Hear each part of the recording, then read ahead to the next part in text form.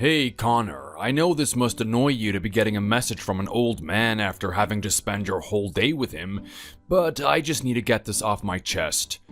I can't express in words how happy I am that this is happening. I've only known you for one day, but I've already gotten a pretty good assessment of your character. I would have never imagined in all my years that my little girl, Kate, would actually get this type of caliber of man. I mean, you really have your head screwed on straight. That's more than you can say for 90% of people out there.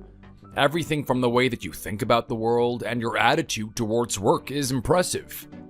You are far above your peers, and I'm not even sure a guy like you should be with a girl like Kate. Have you truly thought about whether or not this is the decision that you want to make? It's not too late to back out, you know? Well, hey, Cole. And here I was thinking that my day wouldn't get any better. Thank you for the kind words.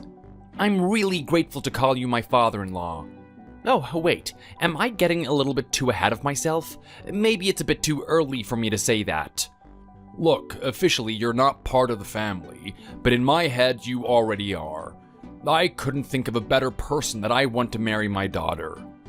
Cole, that really means a lot to me. Thank you for saying that. I guess all that hard work I put into getting ready today paid off. I mean, everything from planning the schedule to what I was wearing to how I would speak has all been planned. I know it might sound weird, but I was talking to Kate about the type of guy you are and how I could best impress you. I wanted to give the best impression today. Oh, what a bunch of nonsense. Do you think I really would have cared about what we did today?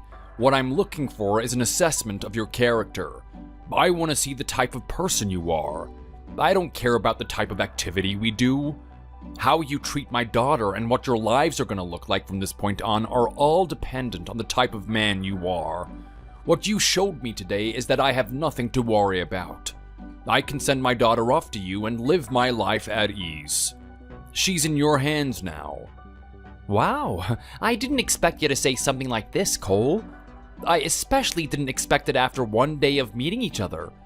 You really think I'm that great of a guy just from this one occasion together? I certainly do. I mean, that's as long as you don't do anything to surprise me from this point on. I don't want to act like I'm this confident guy that doesn't see what's special in himself, but I'm not too different from the average guy that's walking past you on the street. Come on. That's a load of nonsense and you know it. You're a level above the common folk walking around. I know you don't want to admit it, but it's the truth. Take a look at this house that you brought us to today. This is the place that you intend to live with my daughter? A place like this wouldn't be cheap. And to think that you're actually taking out a loan on it. To me, that right there shows commitment and that you are willing to work hard. Oh, okay. Well, I might have misled you about the house, to be honest. I mean, yes, it's true that I want a home for me and Kate to live in forever. We want some place that's not just the beginning, but is also an end. We weren't gonna settle for some cheap apartment and work our way up to a house like this. We wanted it straight away. Unfortunately, because of that, I've had to stick my hands into my mom's pockets. She's the one that's paying off the loan for this place. She's using the money that my dad left her in his will. Her only stipulation is that me and Kate visit her on a regular occasion, and that we pay that money back to her at some point. Something that I promised her that we can do. I've already made the calculations. I've already planned for the future. The house is as good as ours. Well, regardless, that still shows me that you're a hard worker. I mean, you actually made a plan for this type of thing. Can you think about the number of people that just run around all willy-nilly not thinking about anything that they do? You've made a pretty big decision here, and you've thought about how it's gonna work out. That's worthy of my respect. That's very similar to the way that I think. Is it really? If I'm being honest, when I met you today, I was getting a good impression of you, Cole. I mean, you're a really good role model. I wish I had met you earlier on in my life. The successful businessman who has sweated blood and tears just to get to the position that he's in. You must have been really passionate about what you've accomplished so far. I'm not gonna lie. It's been a long road for me. It definitely hasn't been easy to get to this position. Not only that, but it was year after year of torment and suffering. I mean, my wife was at every step of the way. She can attest to how painful it was back then. I gotta say, that is just absolutely amazing. I mean, your wife stuck with you throughout the whole thing, didn't she? If you ask me, that's true love right there. I don't think I'm gonna get that chance with Kate. I made sure that everything from this point on is planned and calculated. There shouldn't be any complications.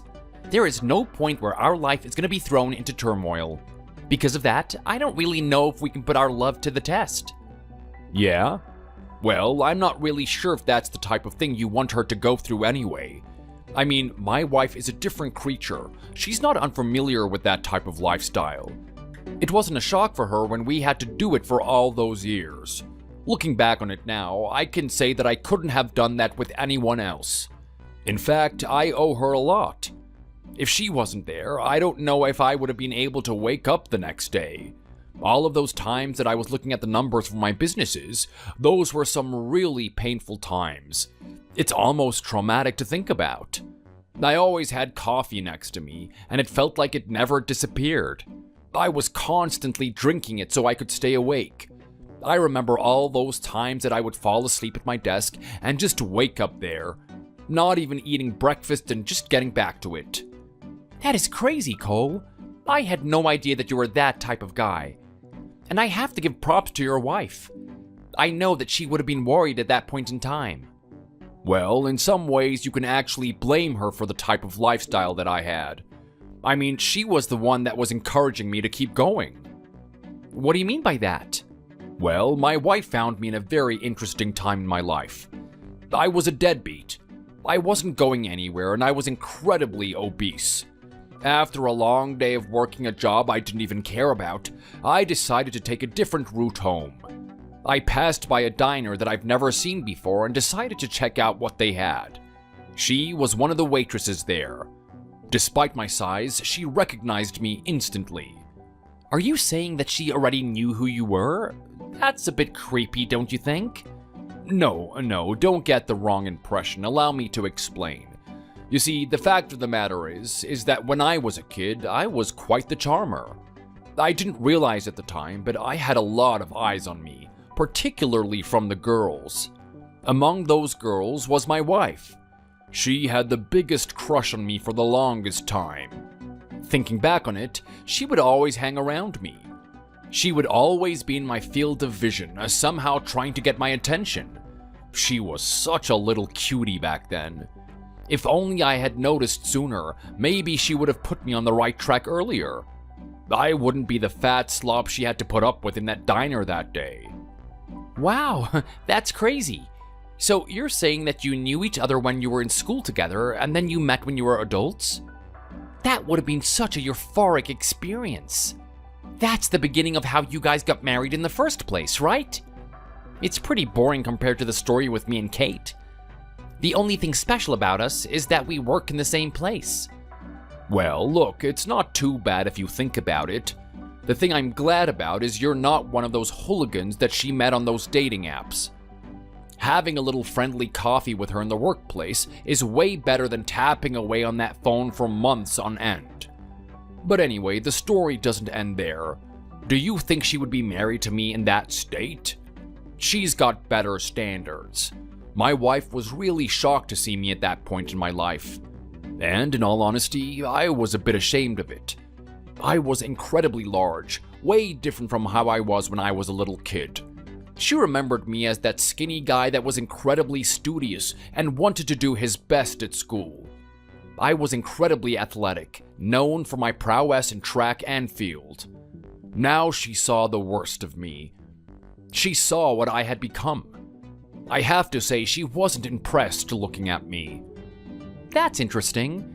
If that's the case, I'm wondering how she ended up marrying you then. I mean, if she wasn't attracted to you, what led up to that? Hey, well, take a look at me now. Do I look like some fat, obese man now? I mean, I'm pretty old, but I'd like to say that I've done a good job at keeping myself in shape. Hey, look, I'm not trying to insult you or anything. You definitely have kept yourself in shape. Your daughter told me that I should expect a really buff, tough-looking guy. She said that I shouldn't let my guard down just because you're an older guy. Well, I'm glad you had some preparation for what you were gonna see today. Actually, no, I didn't. I wish he would have given me a little bit more detail. I mean, I was expecting you to just be a little bit on the athletic side. I thought you were just the type of guy to go for a run on the weekends and whatnot. I didn't expect to see that tank that I saw today. I hope I'm not stepping out of line when I say this, but you are absolutely ripped for an old dude. Hey, come on. Settle down. Don't flatter me that much. No, wait, I'm being serious though. I mean, I was so surprised at what I saw today. You gotta tell me the secret. I mean, I've been getting into the gym myself a little bit. I don't know if I'm ever gonna reach the size that you are, but it's definitely ideal. Yeah, well, what can I say? It's all about that consistent effort and a drive to please your wife. I know that we're at the age where we are now, but I want her to feel like she's got a catch. She's really got a prize of a man. I don't know if you've seen our photos together, but look at the smile on that woman's face. You know that there's not another man that can make her that happy. Hey, I don't need to look at the photos to know that you guys are an amazing couple. I can see the way you guys talk to each other, the way you laugh, the way you look at each other's eyes. It's like you've been dating just yesterday. Are you trying to tell me it's been like that your whole marriage? 99% of the time, I guess. But then again, every marriage has its off days. I am telling you right now, there are days when we absolutely hate each other's guts. She really does drive me mad sometimes. Wow, really? I can hardly believe that after that little cute display I was watching today. You guys even look cuter than me and your daughter. It's something to brag about, I guess, but you know what? No matter what, we've managed to keep the passion alive. When I met her in that diner, I couldn't help but fall in love with her. I wanted to do whatever it took to be with her. From that point on, I got rid of my unhealthy lifestyle. Every time I saw junk food at the corner of my eye, I just ignored it. Pretended it didn't exist. I started going for runs. I hit the gym. I wanted to see her as soon as possible. I was absolutely surprised at how much I could change myself. I didn't go to that diner for weeks. I didn't talk to her at all. I was just focused on myself and trying to become who I thought she would enjoy and want to be with. I wanted her to see the new me, not that fat slob she saw at first. Then, finally, I got to the point where I thought it was time. I lost all the fat. I looked like a totally new person. People said I could throw down with a Terminator. That's how much of an impressive physique I built was. I think it was only a couple of months since I last saw her. I walked into that diner and I walked straight up to her. She couldn't believe her eyes. No words came out of her mouth. At that point, I told her that I want her to get herself ready on a Friday night, and I gave her the time too. It was in the middle of summer, but I told her that I didn't want her to wear anything too flashy. I didn't want her to be in anything revealing. I wanted her to be fully clothed. I wanted her to pretend that it was winter. Did she actually agree to that? That seems really forward. You might have even scared her. I mean, you didn't even have a little bit of a chit-chat before you invited her out? I didn't need to. I gave her my contact information and the location of where we were gonna meet. We didn't talk that whole time. I was there waiting for her. You could have said that I was insane for staying there. Just accept that she's not coming. She's not into you. Your efforts are for nothing. It was right at that moment where that thought whirled around in my head and I started to walk away. But I saw her walking towards me. She actually came out that night. Sweating like a pig, she clothed herself up even more than I was expecting. Wow, that's really powerful, Cole. So you actually went on a date with her that night? Of course we did. We're married now, aren't we? We have to start somewhere. But hang on a minute. There's something that I'm not understanding here. You told her to dress up like it was winter, right? I can't imagine that she felt great about that. I mean, she would have been sweaty and stinky. Don't you think that was a really risky move to make on your first date? Why did you get dressed up like that in the first place? Well, look, I knew it was summer and I knew the typical way to go out on a date. I didn't want to bore her with some boring dinner at an Italian restaurant, something that she's been going to every week. I wanted to be a guy that shows her something different that actually excites her. It was a bit of a bold move, but I took her ice skating. Oh, wow, that's actually a really good idea. I bet she wasn't expecting that one. Now I'm starting to feel bad about how I got with Kate. I mean, I was trying to be the gentleman, work my way to her, be very slow. I actually ended up taking her to an Italian restaurant. And if I talk to her now, she says that was one of the more boring dates that we had. In fact, that restaurant that I took her to, she's already been there about 15 times. Well, there is just a testament to how well your character is. I mean, clearly she saw something in you. She wanted to stick it out that long. I'm pretty sure your attitude at work and beliefs about what you want for your family are what won her over. Those are types of things that I taught her to actually value. I guess I owe you some gratitude then. So how did things go with your wife? Did you have many dates after that? We didn't need to. We had an amazing time at that ice rink. Falling over, making fun of each other, helping each other get up. I remember I was really struggling at it. She was actually a little bit better than me, and I had to get on one of those penguins to assist myself. It was an amazing night full of laughter and emotions. From that point on, we've been able to keep it alive ever since. That is crazy, Cole. It sounds like what you have is true love. You guys have been married this long, right? You haven't had any complications along the way? Nothing major. I don't know, it's a really beautiful thing when two people that are just right for each other finally meet. We didn't have to put much effort into keeping our relationship alive. But I'm really thankful that I met that woman. Because of her, I managed to turn my life around. I wanted to get into shape, and I wanted to build businesses all over the country. She's been my motivation for it all. Throughout all the struggles I had her in the back of my mind. I didn't want to disappoint her. It's the type of mindset that I hope you have towards my daughter. Who would have thought that I would be getting along with my father-in-law this much on the first day? You're like an older version of myself. That's exactly the way I feel about Kate. I might not be reaching the levels of attraction that you have, but I definitely want to work hard for her. Everything from the house to me doing well at work is so that we can secure a fantastic future together. I know it's a bit early and I'm probably rushing things, but I am so confident that I could have a baby with her straight after we get married. Wow, you're gonna give me grandchildren that early? That's gonna bring a smile to my face. I'd love to see some little version of me running around.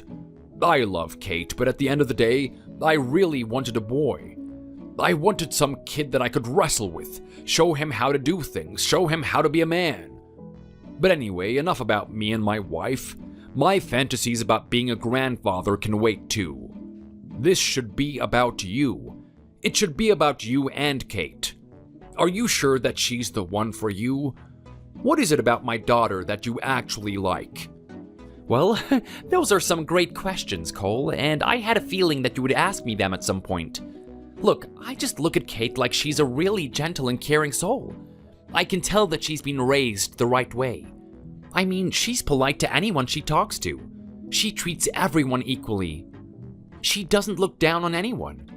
If you don't mind me saying, she is quite a looker. That's definitely a bonus. Usually people of her beauty tend to develop this poor attitude towards others. They usually start thinking that they're better than everyone else. But just looking at Kate, it seems that she's very pure and she doesn't care about that type of thing. When I first met her, it was incredibly attractive. Yeah, well, being a fat slob like me, I wanted her to understand that everyone suffers at some point. They deserve our sympathy. Well, the lesson passed on to her really well. And not only that, there are some other things I really find amazing about her. In the workplace, she's an absolute gun. She gets all the work done and she's incredibly reliable. Everyone looks up to her and aims to achieve the amount of efficiency that she's been able to. I saw the type of personality she had and how much her head was screwed on. I couldn't help but be attracted to it. So I plucked up the courage to walk over to her desk in front of everyone and invite her out. I was sure that she was going to reject me. I mean, everyone in that office has this atmosphere of wanting to go on a date with Kate, but not having the courage to do so. We were all so afraid that she's going to embarrass them in front of everyone. To my surprise, she actually accepted. She got my personal contact information. What do you know? Good on you for having a bit of spirit. I should have had the same attitude back then. I was scared to get overly excited. I thought she was only doing that to save my face. But she actually messaged me afterwards saying that she was waiting forever for me to talk to her. Well, isn't that cute? If you ask me, that trumps my little proposal at the diner. Hey, come on. I've never heard a story like that before. That was pretty legendary, to be honest. So yeah, your daughter and I have dated for a while now, always supporting each other and dreaming about what we want to do. More and more, we grew affectionate for each other, and then I finally decided to pop the question. She said yes, and we decided to get this house. Then we met you, and here we are. It's a really beautiful thing, isn't it? I can see that you have genuine intentions with Kate.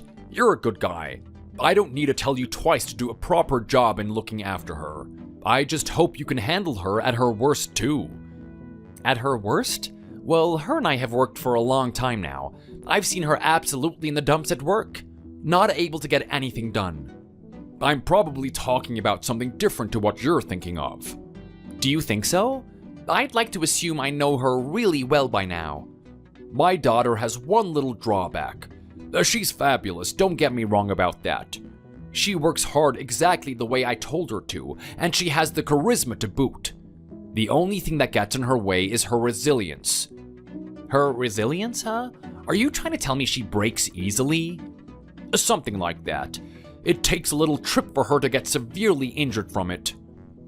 I remember all the time she got second place for something, she didn't talk to me for weeks. I think that type of behavior has persisted on even as an adult. Well, I don't know what to say. Thanks for the heads up. I'll be on the lookout for it.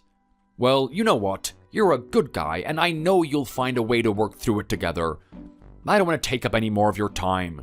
I've talked your ear off today. I talked your ear off at the house, and I'm also talking your ear off right now. I'm assuming that you want a little bit of a rest. Oh, look, Cole. Don't think too much of it. It was great to talk to you. I'm glad that we can talk on common ground and understand where each other is coming from. It is really cool to have a father-in-law like you. I look forward to spending more time with you in the future. The feeling is likewise. Just don't do anything to surprise me. I'm putting 100% faith in you. Oh my god! Oh my god! Oh my god! Hey, babe! I know you're at work at the moment and I really shouldn't be spamming you with messages, but you know that thing that we were worried about recently? Well, look, I took a couple of tests and I think it's actually true! This is gonna happen! Hey, Kate, what's going on? I'm taking over things here at work because you've been sick lately. I'm telling you, I'm really bogged down with all that stuff that's left over for us. This better be important. I don't want to be mean or anything, but with everything that we've been left with, it's gonna take a real long time to finish. Okay, look, honey, I get it. I'm sorry! I know I left the workplace in the state it's in, and I'm distracting you now, but I just can't help but get this off my chest. You know what I'm talking about, right? Is this about losing your period? And all the weird symptoms you've been having lately, like the nausea and puking in the toilet? That's right! So there's only one reason that I'm excited right now, isn't there? Oh my god! Honey, you're not being serious, are you? Is this actually happening? Can I really trust you right now? Well, babe, take a look at the date. Is it April Fool's? Of course not! Obviously, I'm telling you the truth. We finally did it after all these years of trying! We finally pushed through, and we're gonna have a baby together! Oh my god! This is amazing! I can't believe this! Pinch me, I have to be dreaming right now! Oh, this has gotta be a dream. It is just so different from the reality that I'm used to up until this point. I'm not saying one word of a lie. It's all true. You're gonna be a father! Wow, this is absolutely wonderful. This is amazing news. I am so glad that you interrupted my work. Actually, you know what? I don't know how I can feel about this. I don't even want to think about work. I just want to run home and take you in my arms and tell you how much I love you. I mean, we're actually having a child. Can you believe that? I can, babe. I'm just as happy as you are. This is incredible. My God, I've never seen you this excited before. Connor, this really means a lot to you, doesn't it? Are you kidding me? You should have expected this type of reaction. You know how much I've been wanting a family. Things are only looking up from this point on. Just think about it. We've got the house. We've got amazing jobs. You're about to get that promotion soon. Everything's gonna be smooth sailing from this point on. I know. I know it might not seem like it, but I'm really excited about what's going to happen from now on, too. You know what? Let's stop talking. I'll get back to work, but we need to arrange some dates. Firstly, you need to let everyone know on Facebook and all the social media that this is happening. Secondly, we need to get in touch with your dad. He doesn't have any social media, but I'm sure he would love to know about this. Oh yeah, my dad. I wonder how he's been going lately. We haven't seen him in a long time. He's just off doing his own thing.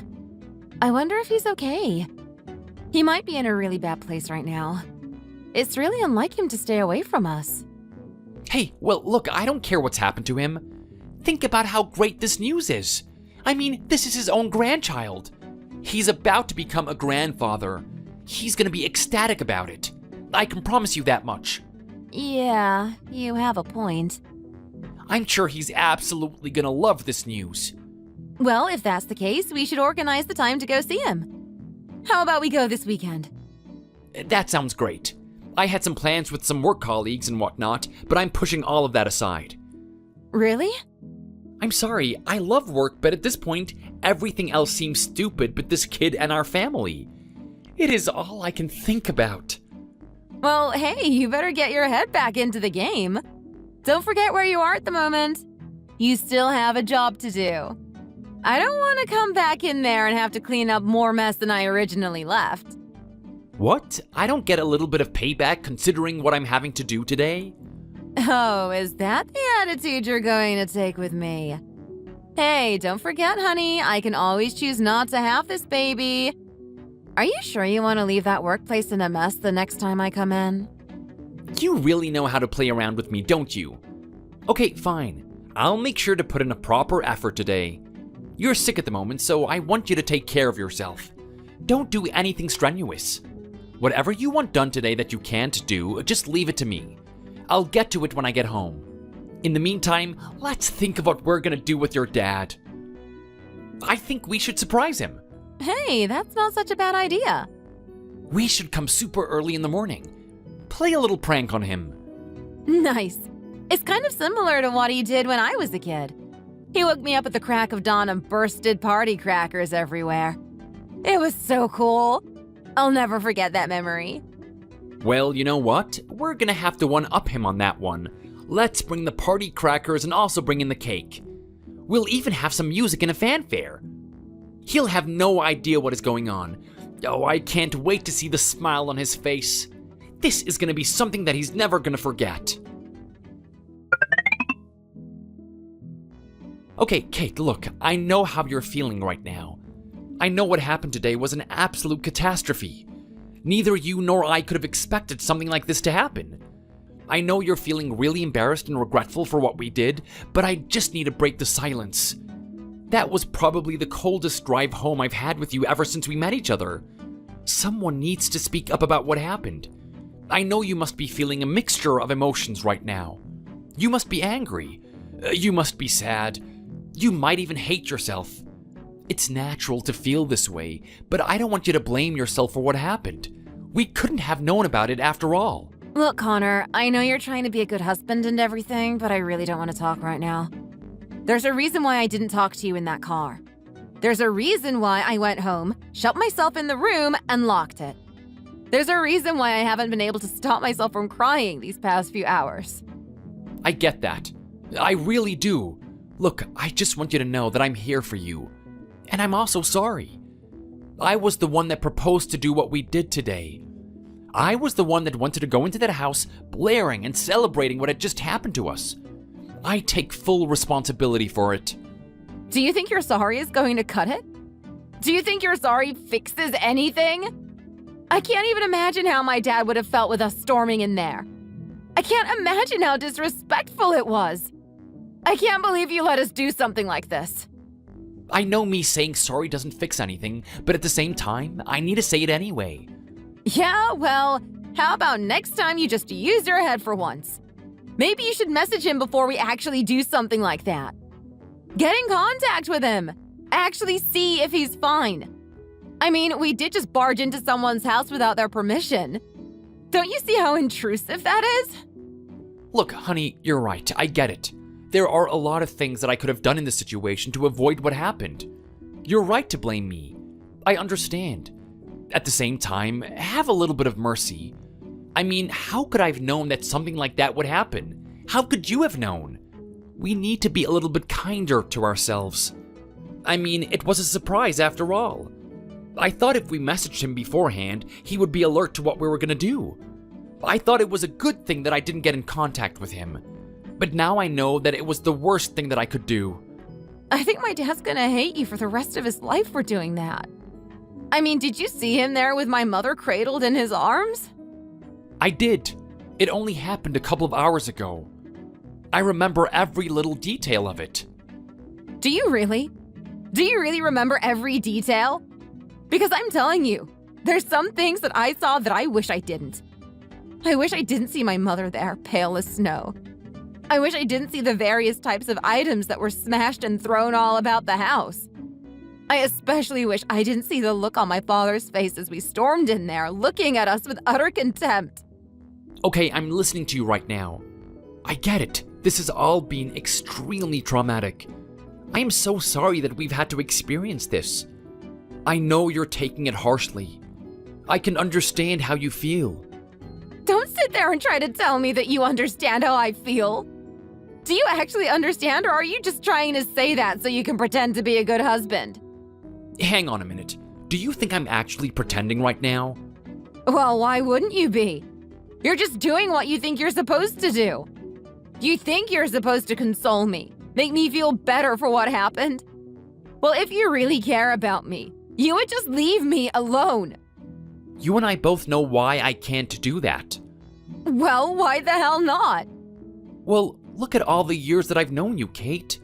I've never seen you act this way before. I've never seen you so hurt by something. You can't blame me for being worried about you. You can understand why I'm trying to guide my way and talk to you, right? The type of behavior I've seen from you today is just so bizarre. It's unlike you. I'm really worried about how this is going to affect you mentally. Yeah? Well, who's the one that just had her mother pass away? It's me, isn't it? I'm the one that has to deal with these issues, not you. So how about you just care about yourself and let me care about me? If you really want this to work out, you'll let it be that way. Look, it's a lot more dire than you think. I can't just leave you in there to wallow in your own sadness.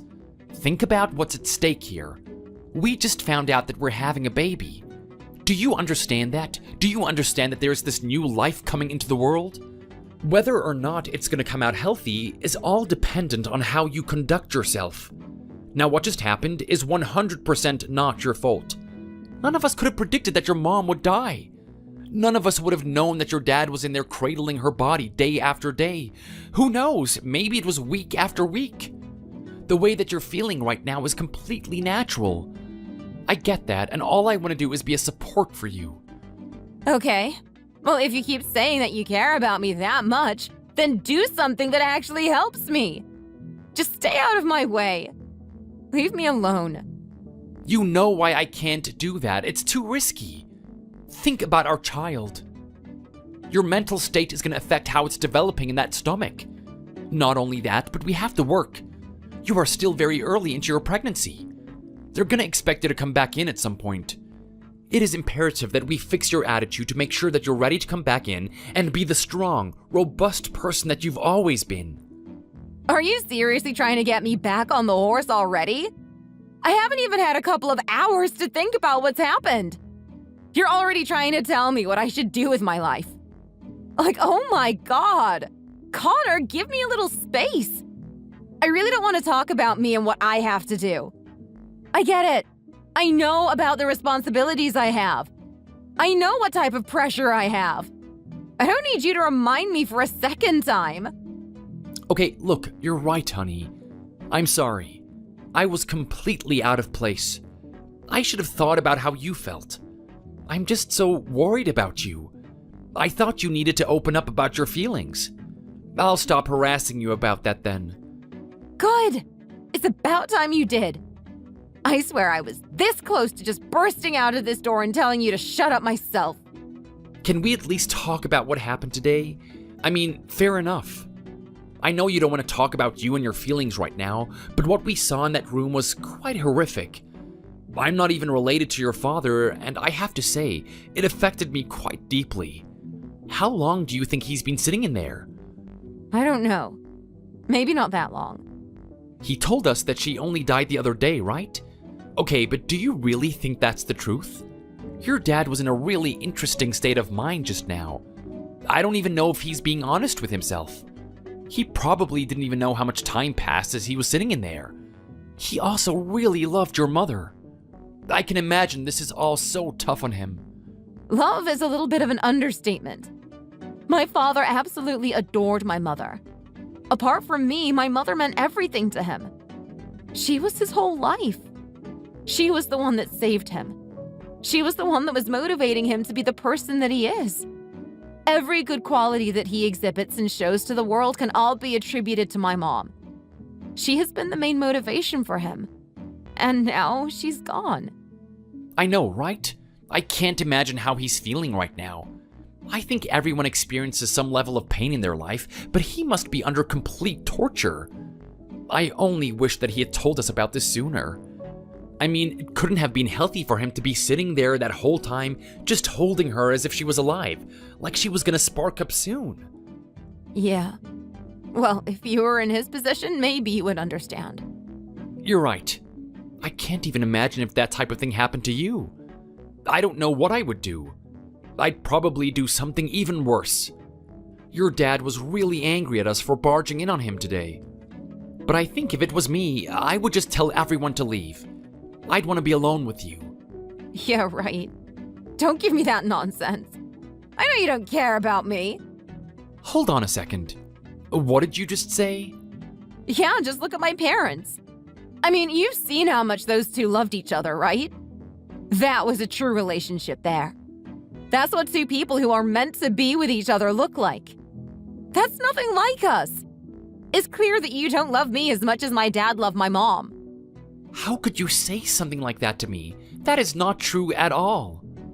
Come on, don't give me that crap. You and I both know it's the truth. Take a look at all the amazing things my dad did. He met my mom and he actually lost all of his weight. He devoted 24 hours of every day just to look better for her, to attain her love. And what did he do after that? Did you think he started slacking off? Of course not. Those two finally started dating, and he didn't want to stop there. He wanted to create the appropriate foundation for them. He wanted to give my mom everything.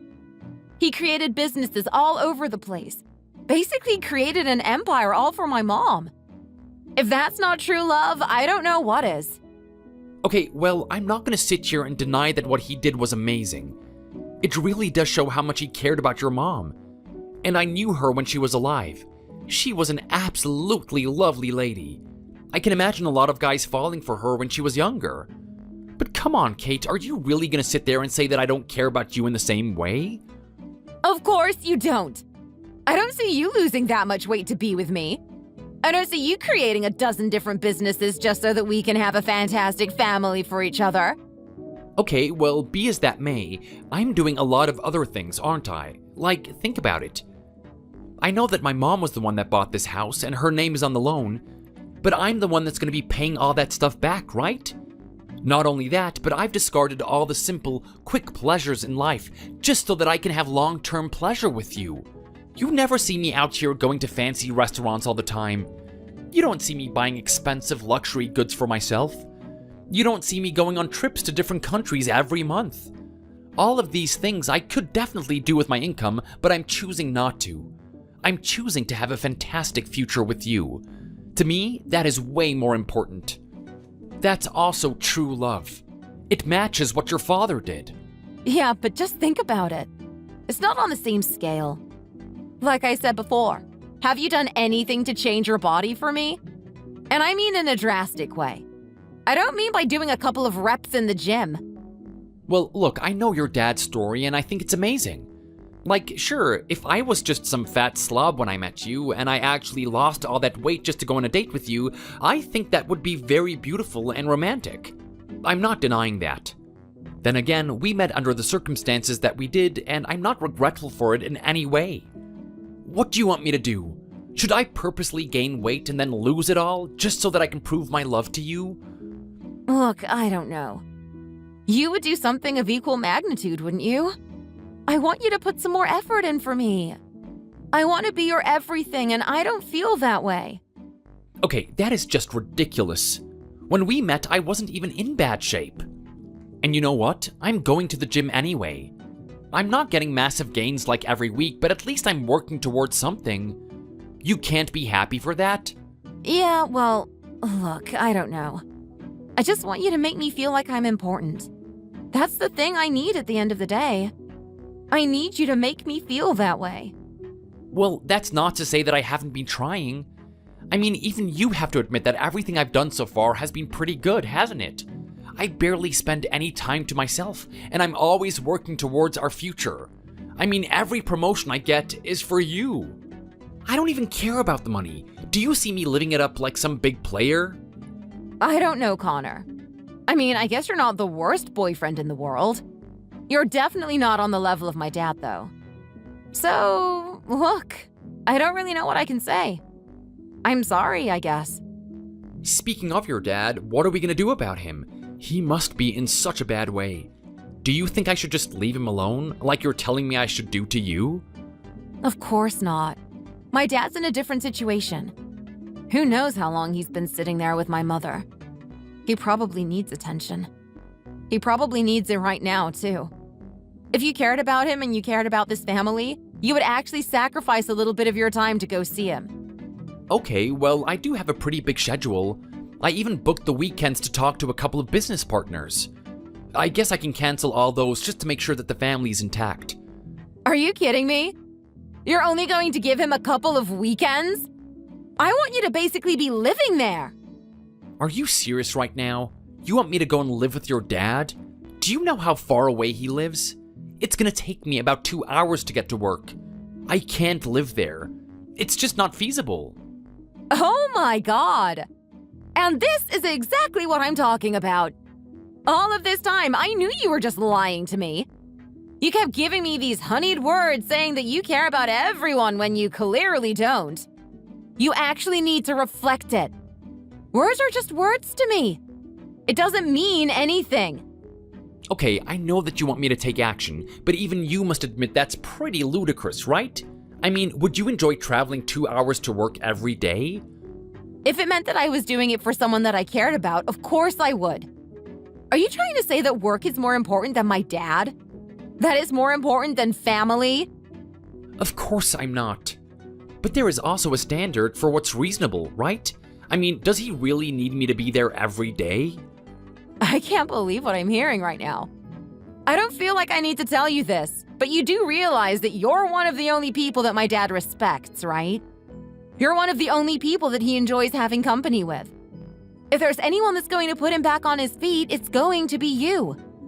Why are you so resistant to the idea of being there with him? Are you trying to say that you faked enjoying his company or something? No. Don't get me on the wrong foot. That's not the case at all. Okay, well, why don't you just go over there then?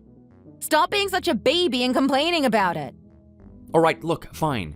I get it. We'll start off with the weekend. I'll cancel all my meetings with the business partners and I'll start staying there on the weekends, giving him some company. If I feel like I can do weekdays, then I'll do that as well. Oh my god. I can't believe you would say that. It's clear that you're just trying to weasel your way out of this. Just do the weekdays too. All right, fine. I guess that'll have to do. You know what? We still have a little bit of the weekend left. How about you stay in his place tonight? You can leave me alone to think about my mother. It's really hard to embrace my feelings when you just keep interrupting me. Okay, Kate, look, I'm sorry. You have a point.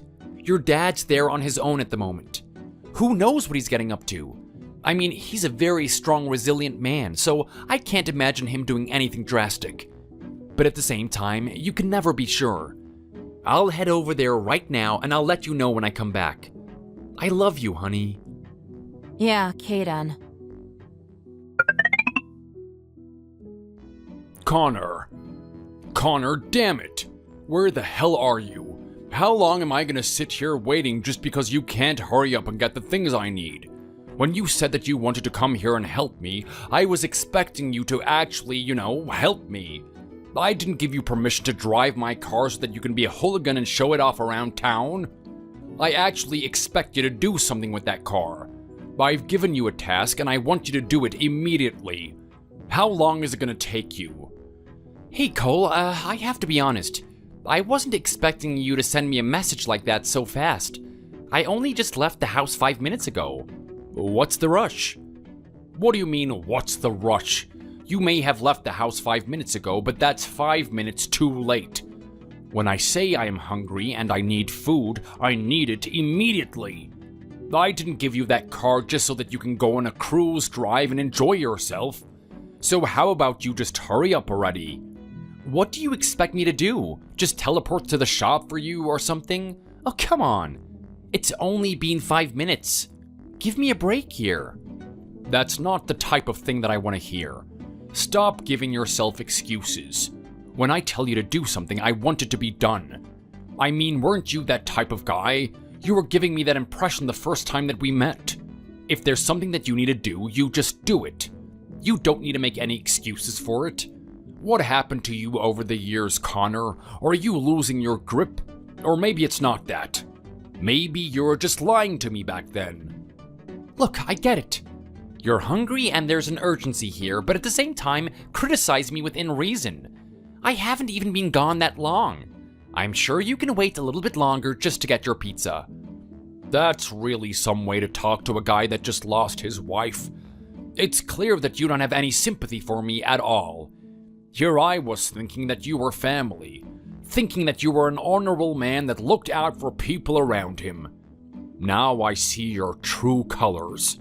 You're not actually a hard worker at all, are you, Connor? I don't know about that.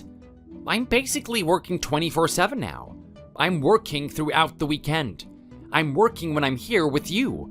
I'm doing everything from your cleaning, cooking, and getting whatever you need. Now, I'm not trying to sit here and complain about it, but a little bit of appreciation would go a long way. What do you mean, appreciation? Do you see me thanking my children because they went to school? You don't thank people for the things that are obvious. Well, if that's the case, you're just taking what I'm doing right now for granted. You don't have any gratitude towards me at all, do you? When you start pulling your weight around here, maybe I will. What do you mean if I start pulling my weight? I just told you that I'm doing everything, didn't I? Yeah, well, you could do with a little bit more oomph in you. I'm telling you right now, when I was a younger man working hard for my wife, I didn't complain about anything. I'd walk around with a stern look on my face, ready to get the task done. There wasn't one sign of weakness in me. You, on the other hand, like to whimper and sulk around the place. I mean, you get so upset about having to cook dinner for me. You make such a big deal out of it. I can only imagine that you take that attitude into the workplace. And you know what? I wouldn't be surprised if it was in the home environment too. I hope my daughter is prepared for the type of guy she's going to spend the rest of her life with. I don't know if she's ready for children yet. What a completely inconsiderate thing to say to me. Did you ever think that maybe there's a reason why I'm giving you this attitude lately? Don't you think it's bizarre that a person that works this hard isn't showing a lot of enthusiasm to do your little errands? Well, the only conclusion that I can come to is that you were lying. You were lying about your values and what you were going to do with my daughter. You were lying about this future that you wanted to create with her. You were lying about having some level of respect for me too. It is the only explanation for why you're behaving like such a little brat right now. Like, think about it. If you care about anyone, you would have already gotten the food that I need. Like, here I am sitting on the couch, and I still don't have my pizza in front of me. Do you know how frustrating this is? Okay, look, I have been coming here for a while now, putting up with your crap, Cole, and I didn't want to say anything because I knew how tenuous the situation was. But I think this has gone on for way too long. Someone needs to tell you about your behavior and why you have to stop. What are you talking about? Are you actually going to turn the tables on me and say that this is all my fault? Are you trying to say it's my fault that I don't have a massive pizza in front of me to devour down? What I'm going to say is that the one who has the poor attitude isn't me, Cole. It's you. Well, that's grand. That's really grand coming from you. So you're actually gonna start up on me. You're gonna start on the guy that just had his wife die, someone that he loved his whole life, someone who meant everything to him. That's the person you're gonna criticize? Some big man you are. Do you even know what position I am in right now? You would think that you would have a little bit more courtesy. The least you could do is get me a pizza. Instead of doing that, you just want to complain. You want to complain about how much of a nuisance it is to help out your father-in-law. You know what? Because you put me in such a bad mood, I expect you to get extra. You better come back here with some garlic bread, some wings, and a nice fat 2-liter bottle of soft drink for me to chug down. And you know what? I don't want any of it coming out of my account. I'm gonna be checking the number, so you better be paying for that stuff yourself. This is just ridiculous. I have no idea who I'm talking to lately. Is this really the guy that I met all those years ago? What are you talking about? Well, look, you're talking to me about being surprised about me and my behavior, but let's take a look at you. I mean, I get it, fine. I don't want to be too mean about it. I understand that you're experiencing a lot of pain. Your wife died, and I know the consequences of that. But does that really give you an excuse to act this way? Okay, then let's see you lose someone close to you. Let's see how you act towards it. I bet you're not going to be so critical of me then, are you? Look, I know how much you loved your wife. I've lost people in my life, and I probably wasn't as attached to them as much as you were to your wife. At the same time, there's no way in hell that I would have acted in this way. I wouldn't be so mean and bitter to the people around me. I wouldn't be so emotional. I'm sure I'd be angry. I'd be sad. I'd be all sorts of emotions. But I wouldn't let that affect everyone around me. And I expected you to be better than that too. I'm not trying to look down on you right now, but you need to know this. Do you really think that you're better than me, Connor? Obviously, I don't. I still have a lot of respect for you. I understand that things are really tough lately and that you're not being yourself. Maybe this is a period of dark time for you and it's painful. I get it, but if I'm being honest, I thought that you would react to this in a more appropriate way. Like, think about it. The Cole that I knew was so resilient. He was always focused on something. He was always trying to better himself. He didn't want to show any weakness. I get that his wife has died now, but I didn't think he would fall this low. What do you mean, fall this low? You're acting as if I'm some sort of failed person or something. Well, maybe not yet, but we're definitely in the early stages of it. I mean, what the hell happened? I've only been here for a couple of weeks, and the amount of weight that you've gained in that time has been pretty dramatic. I mean, even you must wake up and look in the mirror and feel a bit sorry for yourself. You gotta be kidding me right now. You're really gonna think that harshly of me? Don't you realize that I've had basically a lifetime of putting myself on a strict diet and doing extraneous exercises every day? You're seriously gonna tell me that I can't have some bit of a cheat, even after I've experienced something as horrible as this? I get that, it's fine. I'm pretty sure a lot of people would be doing the same thing. I was just really surprised. I honestly thought you were a lot better than that, Cole. And I'm not saying that to put you down or anything. I just thought that you were a different type of person. Yeah, well, look, what can you expect? You and I have already talked about this, right? I mean, everything that I did was for my wife. Me creating the body, me living healthy, me making a lot of money. It was all for her. Now that she's gone, why do I have to do any of that? There's just no reason for it. Well, can't you find some intrinsic reason for yourself? Or better yet, think about your daughter. You still have to set an example for her. My daughter is her own adult now. She doesn't care about me. She doesn't care about what I do. Look, I'm really upset about what happened to my wife. I just need a little bit of comfort. Surely you can understand that I'm only human at the end of the day. Look, you have a point. I know things would be rough. I can't imagine waking up one morning and seeing your wife there not moving, not responding to you. It would feel like it was a bad dream. You don't even know the start of it. You don't know how much I wanted to believe that it was all fake, that none of it was real. I can still see her now, staring at the ceiling with those blank eyes of hers. No soul in them. The moment I saw that, I knew what was going on, but I didn't want to accept it. I continued to hold out and hope for days on end. I wasn't eating anything. I couldn't even summon the strength to stand up. All I could think about is her and just waiting for her to wake up. Even as her body was decomposing, even as it was feeling colder and colder on my hands, I knew at some point she had to wake up. She just had to.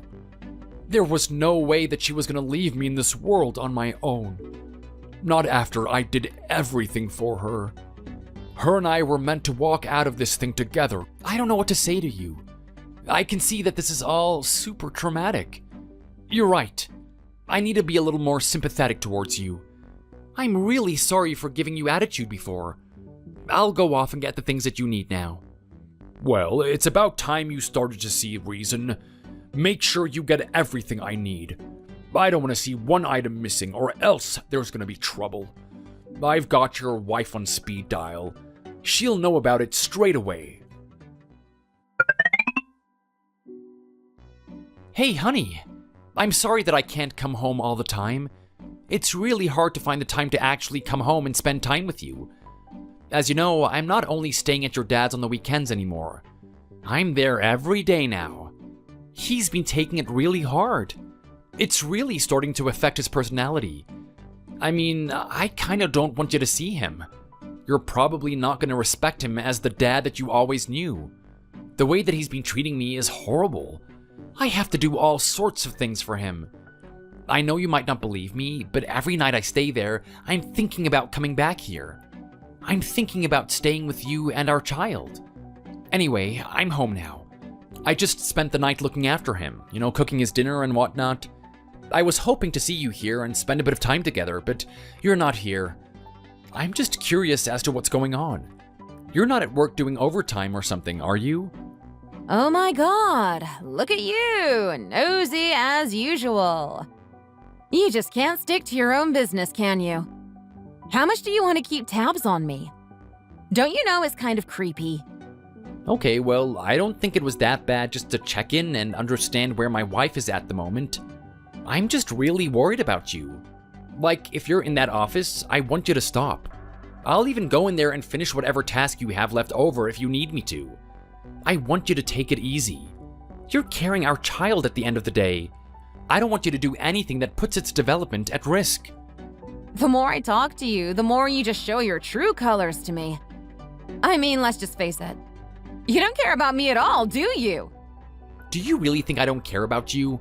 Do you really think I'd be saying everything I'm doing right now if I didn't? Come on, Kate, just tell me where you are. I know you might be a little bit angry that I haven't been seeing you lately, but let's just have this one night together. Actually, you know what? If you're out at the moment, do you think you can pick up some snacks for us? It'll be good to watch a movie and just relax like we used to, Yeah, right. Screw your damn movie. Do you seriously think I'm gonna want to hang out with you after I've heard everything so far? What do you mean after everything you've heard? What have you heard exactly? I haven't been doing anything wrong. Don't act so stupid with me. You and I both know what you've been doing. I honestly don't have any idea what you're talking about. Tell me. Tell me what you think I've been doing, because I'm telling you right now, all I've been doing is looking after your dad and working. That's all my life is. I haven't had one moment to myself. So, who has been talking to you and what have they been saying? Well, who do you think's been talking to me? It's my dad, of course. Your dad? Okay, well, I wonder what he's been saying then. I've been looking after him all the time. Don't give me that nonsense. My dad says otherwise. He says that you're completely slacking off. Are you kidding me right now? Slacking off? Really? Has he been saying that? Yeah. In what way have I been slacking off? I've attended to his every need. I've even had to wash the man. Do you know how degrading that is? Like, think about a guy in my position and how much I have to do on a daily basis. Now I'm stooping as low as to actually be the nurse for this guy. And he's not even that old. He's not incapacitated or anything. You really have no sympathy for other people, do you? Don't you know that people go through some hard times and they need an extra hand from the people around them? Why are you being so critical of him? Just do what you can to soothe his pains. Stop making such a big fuss about it. Okay, look, I understand that it's not normal to be in this much pain, but I have to be honest. He has been taking it way too far. I mean, I've basically become a slave. He doesn't treat me as someone he needs to talk to. He treats me as someone who has to do things for him. I think he has a lot of anger after what happened. He feels like this world has cursed him or something, and the only person he can take it out on is me. Okay, well, if that's the case, just be a punching bag for a little bit. I'm sure you would enjoy something like that if you were in his position. I don't know about that. I don't think I would do anything to affect the people around me, to be honest. And besides, I've been trying to do exactly that. I'm reaching my limit here. I mean, it doesn't stop at just ordering me around. He insults me. He makes fun of me. He treats me like I'm not aware of anything, and look at what he's doing now. He's actually lying to you, saying that I've been slacking off. Anyway, enough about this. I don't want to spoil the mood for tonight. I genuinely want to have a good time together. It's been so long. Kate, do you know how much I've missed you? What exactly are you doing right now? You should come home. Yeah. Look, no can do. I'm not coming home tonight. What do you mean you're not coming home tonight? That doesn't make any sense. Yeah, well, I'm busy, aren't I? You're busy? It's about work, isn't it? I told you you don't need to do that anymore. Look, I'm gonna come to the office. I'm gonna fix everything up for you. Then we're gonna come home together. Oh my god, you're such an idiot. Of course I'm not in the office. Do you really think I want to be busy with something like that? No, I'm actually out here enjoying myself. What is that even supposed to mean? Well, after you showed me how judgmental you are of my dad, I can't actually tell you. I'm gonna keep it to myself. What am I meant to take away from that, Kate? Something's going on with you, isn't it? I'm your husband, you need to tell me. I might be able to do something to help. Yeah, right. You're just gonna look down on me like I'm some piece of crap. All because I made some silly decision. Hey, come on. Whatever you've done can't be that bad. I know I'm pretty stressed out with helping your dad and working myself, but at the end of the day, I'm gonna do whatever I can to help you. So come on, don't be afraid to open up to me. Fine. You really want to hear it? I'm out here drinking. I'm getting wasted like I'm 15 again. What did you just say? Yeah, you heard me. What are you gonna do about it? You going to go to the cops?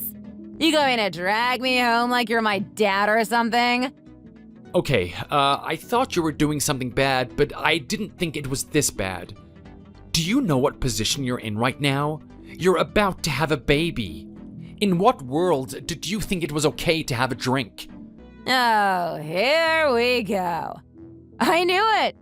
I knew I shouldn't have told you. Let me guess. This is when the lecture starts, right? You're going to tell me how much of a bad person I am and how I have to consider the baby and its feelings. Well, doesn't anyone care about my feelings?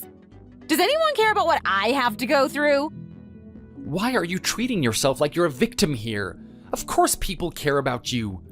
Your mother just died and you're in a horrible situation. Did anyone give you the impression that they didn't? I don't know what just happened to you, Kate, but I need you to stop right now and you need to come home. In fact, tell me where you are. I'm still sober. I'll come pick you up. Oh my god. That means I have to listen to the tantrum in person. That is just like so much of a drag. I'd rather get a spoon and start eating the puke that I vomited just a couple of minutes ago. How much have you actually had to drink? You're at the point where you're puking? You have no idea how dangerous this is for the baby's development. Can you please just stop? You know what, Connor? I'm sick of you talking to me that way. I'm sick of you talking to me like the only reason I exist is so I can carry this baby for you. What's going to happen when this thing is born? You're actually going to give it more attention than me, aren't you? You're going to give it so much priority. I can just see you right now. That loving, caring husband that used to be you is going to disappear. He'll just be a memory. Here comes the neglectful one. The one that won't even cuddle up next to me at night because he wants to spend time with the kid. He'll do everything with them, including sleeping with them. You'll leave your wife all alone in her bed with no one to console her. What a load of crap. You're making assumptions right now. You have no idea what type of father I'd be. I'd be giving my attention equally to everyone. Yeah, well, I don't really feel that way. You can't even let me have a little bit of a drink after I experience something this horrible. You want to prioritize the baby over everything else in the world. Well, hey, I'm gonna admit that the baby is one of the most important things to me. When I found out that you were pregnant, you know what? I don't even need to explain how excited I was. You saw it for yourself. But just because I'm really eager for this baby to come out healthy doesn't mean that I don't care about you. You're still gonna be my honey at the end of the day. I don't want you to forget that. Yeah, whatever. We'll see about that. I know you're going to ditch me. Your lies aren't convincing me otherwise. Okay, I need to say something. I understand that it's not just your dad that's affected by the way your mother passed. I know it's gonna have an effect on you as well, but I can't help but feel like something else is going on here. Yeah, well, that's my problem, and you have your problems. Your problem at the moment is trying to get along with my dad. I think you should focus your efforts there. Okay, look, don't try to change the subject here. We need to address this little drinking problem of yours. I can't believe that you started drinking just because of your mother. Now I'm worried about everything else. I need to know how things are at work. I mean, I barely see you there. You and I work in different departments, and even so, just from the chatter, I've heard that you haven't been at work much. How is everything? I know they were considering you for a promotion soon. Oh, I hope you didn't screw that up. Oh my god. Can you just, not talk about it? I really don't want to think about it any more than I already have. Look, I'm fine. Just leave me alone. This has something to do with the promotion, doesn't it? Something happened. Look, I told you I don't want to talk about it. Can you just leave me alone? Kate, I'm your husband. We're not stopping this conversation until I know what is going on. I said I'm fine. Kate, just spit it out already. What the hell happened? Okay, fine. Look, they didn't give me the promotion. They said I wasn't worthy. They actually said that? Oh, look, I'm sorry, Kate. I know how hard you worked for it. Don't treat this like it's the end of the world, though. You're gonna get your second chance. This is just one promotion. You had a terrible experience recently that's affecting your performance. Just give it a little bit more time, and you're gonna get your shot again. No, you don't understand. The thing is, they've been thinking about this for a while. They were thinking about this way before my mom passed away. Apparently, they didn't have much hope for me in the first place. There was another girl that was doing really well, someone I know. Actually, I didn't even consider her my rival. Little did I know that she was actually one of our best workers. When you look at the numbers, she can definitely get you the results. I was so surprised. My worldview shattered. Here I was walking around that office thinking I was the best, thinking I was better than everyone. Now I just feel like a piece of crap. I was actually one of the worst. Hey, come on, don't say that. Just because you lost to some girl doesn't mean that you were the worst. You're still a great worker. I mean, you're in the position that you're in, right? That counts for something, and you need to realize that. No, look, you just don't get it. When I say that I'm the worst, I'm actually the worst. The management and higher-ups were actually thinking about demoting me. They were saying that I had a long run of doing really well, but lately I've been slipping up. I just can't bring in the numbers that they want. That's not to say I haven't been trying. It's just that there were other people that were meeting the quota a lot better than I was, actually.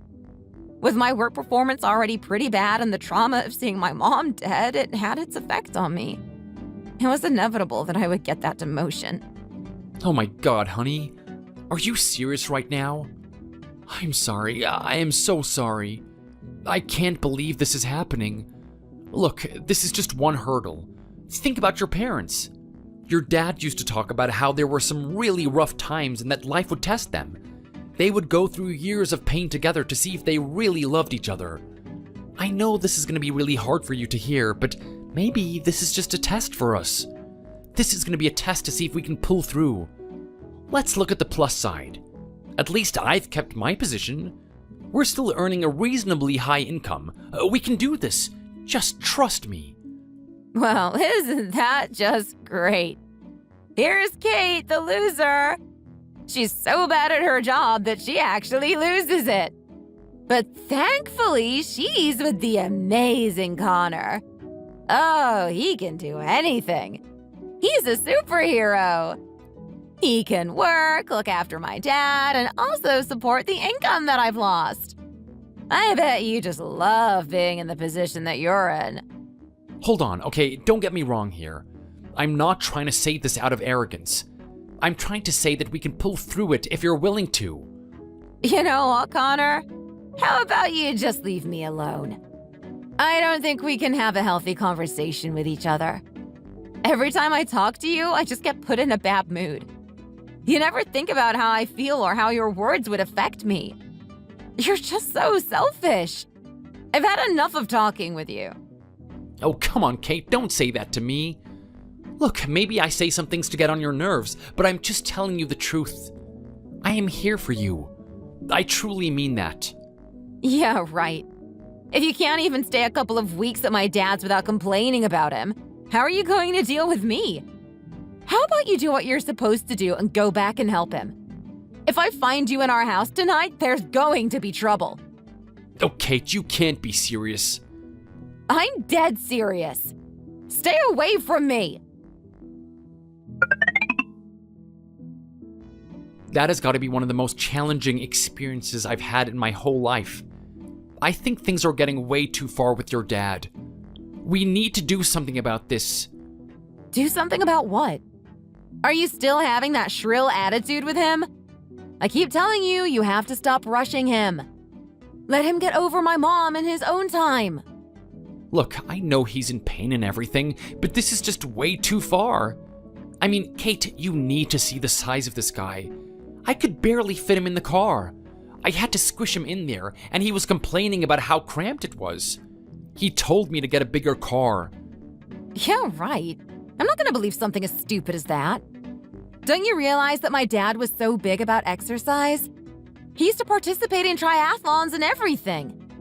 Look, don't think I don't know that. Before he turned into the guy he is now, he would talk about that type of thing all the time. I've seen all the photos.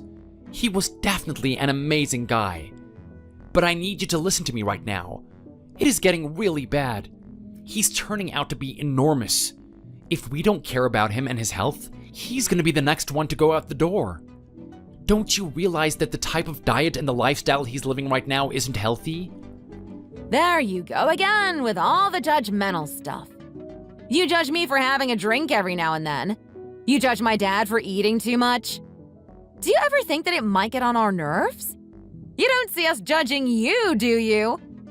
I can't wait till something bad and horrible happens in your life. When that time comes, you're gonna know exactly how we feel And you're gonna regret the treatment that you've been giving us recently. What is that even supposed to mean, Kate? What treatment am I giving you guys? I've been answering to his every whim, doing everything for him. I'm supporting the household for you and me. You've barely gone into work. You've been too drunk. And I have to keep reminding you that you're putting our baby at risk. Oh my god, here we go again. You're gonna bring that up, aren't you? You know what? Screw this. I'm gonna go hang out with my friends. Oh no, you are not. You and I both know what happens when you hang out with your friends. Yeah, well, what are you gonna do to stop me? Are you gonna put a tracker on my friend's car or something? Stop being so clingy and just handle your own situation. Leave me alone! Kate, if this keeps going at this pace, you and I can't stay together for long. Don't you realize that? I'm telling you right now, don't put our baby's life at risk. Don't you dare go out tonight. Kate? This has got to be a joke, right? I mean, this must be some practical prank. It can't be what I think happened.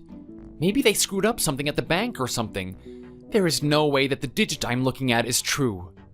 What are you talking about right now? Do you know how much of a bad mood I am in lately? I don't want you annoying me with this cryptic talk that you're giving me. Don't talk to me about being annoyed, Cole. I have every right to talk the way that I want to right now. I need you to answer me a very simple question. Exactly how much have you been spending on Uber Eats this week? Don't lie. Oh, just a little bit here and there. Why should it matter to you? It matters to me because the number that I'm looking at here must be false or something. I mean, it says Uber Eats, but it's just so expensive that I can't believe it's actually true. Spit it out then. How much is it? I am looking at a little bit over $1,000 that has been spent on food in the past week alone. Oh, really? Only $1,000? I was hoping to break the $2,000 mark. I'm a little bit disappointed in myself. Cole? What? In what world did you think that was okay to do? That was my money. What did you eat? Yeah, well, what did you expect? If you don't want to come over here and actually cook for me, then that's what I'm gonna have to do. I'm forced to do it, basically. Are you seriously giving me that argument? Between you and my wife, I am stretched thin as it is. I have to stop you from becoming obese and actually putting your own business at risk. And I have to stop my wife from pretty much killing our baby. I'm at my wit's end here. I don't know what to do with you people. Yeah, well, if you're having such a bad time about it, how about you just leave, huh? How about you just get a divorce? Leave us alone. So, is that the way it's gonna be then? The guy who had all this respect for me, the guy that was so pleased with someone like me marrying his daughter, is now telling me to get a divorce with her? Yeah, well, the moment you showed me that you have no care for this family and its members, I've stopped thinking in that way. You only have yourself to blame. If you just had your head screwed on properly, it wouldn't have turned out this way. This is coming from the guy that spent all those years trying to fix himself and that ended up turning himself into a giant stack of pancakes. What the hell did you just call me? You know what? Fine. You win. I am getting a divorce. I can't do anything about you people. If I have to put up with you as a family member, then I'm just gonna have to walk away. I don't really know what to do about my wife. Nothing I do is putting her on the right track. Well, I'm glad something good is happening for once. While you're at it, you can give us that house. Are you kidding me right now? You think you really have the rights to that house? Of course we do. Who's the one that's carrying a baby inside them? Who's gonna need that house the most? It's your wife, isn't it? So do the proper thing and step away. Whatever. Fine. Have it your way. You're gonna regret this, though. I can promise you that much. You absolute brat! What the hell is your mom doing with that house? Why is she charging so much for this place? What are you talking about, Cole? I'm talking about the ridiculous rent that you're making us pay for this place. I mean, what do you think we are, millionaires or something? Well, I kinda did, to be honest. Look at you, the man who's worked hard his whole life and was so proud of those businesses. You were making a lot of money from them, right? I mean, that was way back when I was actually in charge of everything. Now that I'm an older man and I don't have the energy to manage them, most of my businesses are falling apart. They're crumbling before my eyes. I'm not earning any income. Then there's Kate. What am I meant to do about her? She's gonna get fired soon. They said that she keeps turning up to work drunk and she's out of control, being abusive to everyone. Especially to some girl that beat her in some sort of competition. I don't know much about the details, but we don't have an income. You know what? I have to say that I pretty much predicted as much would happen. I'm not going to do anything about it, though. Enjoy struggling amongst yourselves. Now, just you wait a minute. Don't you dare give me that attitude. You have a responsibility. This is your kid we're talking about. We're family. Not anymore. Don't worry, when Kate gives birth to that kid, I'll pay for the child support and everything. I'll even visit. But there is no way I'm going to associate with a family like yours. I'm going to tell my mom to keep charging the rent that she does. In fact, let's see if we can get a little bit more from that place. Oh, you little... I found it really sad what happened to those two. Cole and Kate were really such good people. When I met Kate, nothing could stop her. I never met a woman like her. She was great at everything. I mean, sure, there were a couple of times where I noticed her slipping. I could tell that she didn't take loss too easily. I guess passing up that promotion at work really affected her. I mean, she honestly took a turn for the worst. She wasn't even that much of a heavy drinker before. Now it's the only excitement that she has in her life. The Cole that I knew also wouldn't let something like this happen. He always had this vibrant and positive attitude. He was honestly a massive inspiration for me. The image of him there, cackling and still enjoying his wife's company, was something I admired. Something I really wanted to have with Kate someday. But now, after I've seen what's happened after that special person passes away, I can see it's not as great as I thought. It's a double-edged sword with a very sharp edge. To be so attached to someone, to have someone be so important in your life that when they're gone, everything just falls apart. You just turn into this vile creature that is detested by everyone. I honestly didn't want to become like that, and I took this as a life lesson. The two of them from that point on were suffering under the rent that we were charging them. They treated me horribly, and they had no care for the baby.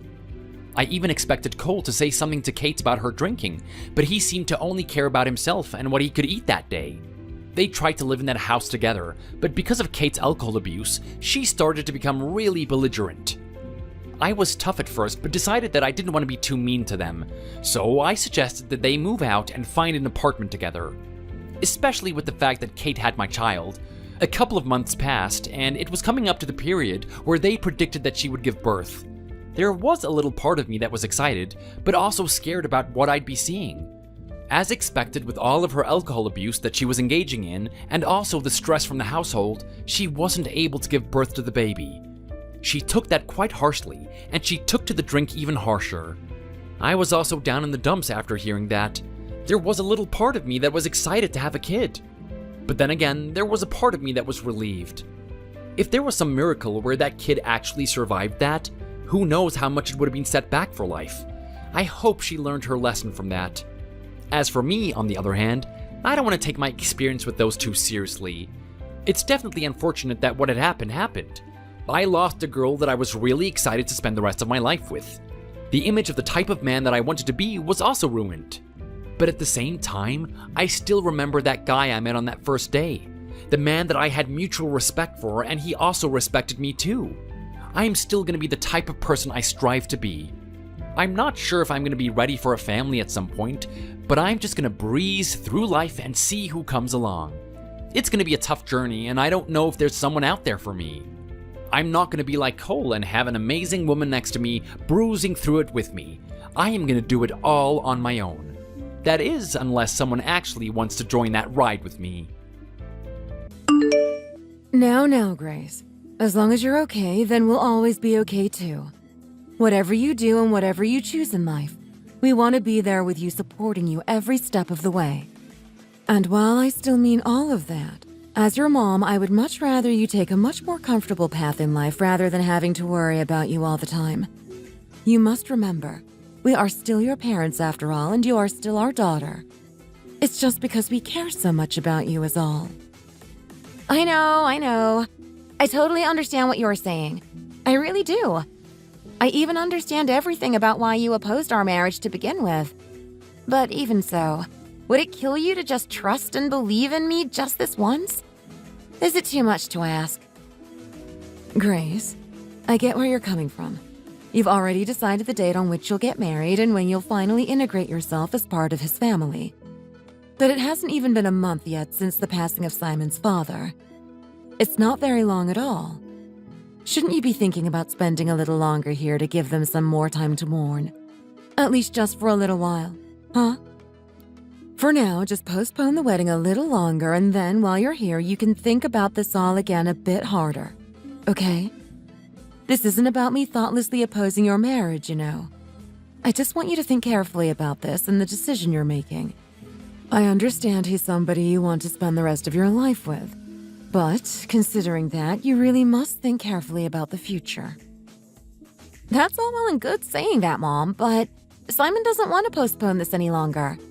His mom feels the same way about this, too. Unfortunately, as you're already well aware, when Simon's dad was still alive, he ended up getting himself into a huge amount of debt due to the greed of his businesses. So if I'm honest, I also worry a lot about how much that kind of stuff is going to affect me in the future, too. So I get why you're worried. But you know, they said that through the money they received from his life insurance, it's more than enough to settle whatever debts still remain. Simon's mom even assured me in person that she'll make sure to see that it all gets paid off herself. So really, Mom, there's no need to be worrying about anything from now on, okay? You've just got to trust me a little, okay, Mom? Things will work themselves out just as they are. So just give it a chance, please. Well, I guess you're really sure about this. And you're certain that everything will be okay. Then it should be fine for me to let you go ahead with all this, right? Your old mom just doesn't think she'd be able to live with herself if you end up going through some terrible struggles because of all this. Please, Mom, stop worrying. Simon, he's not the kind of guy to make that happen. He'd never make me suffer for any reason whatsoever. Okay, fine. Seeing as you're so determined and set on this, I promise to support you fully from now on. But even so, if in the slight chance you are having a hard time or any troubles, or even need a bit of help, promise you'll reach out to me or your dad, okay? You must promise. Whatever happens, we are always on your side, Grace. Of course, Mom. I promise. Thank you so much for understanding. You'll see just how fine everything is going to be soon.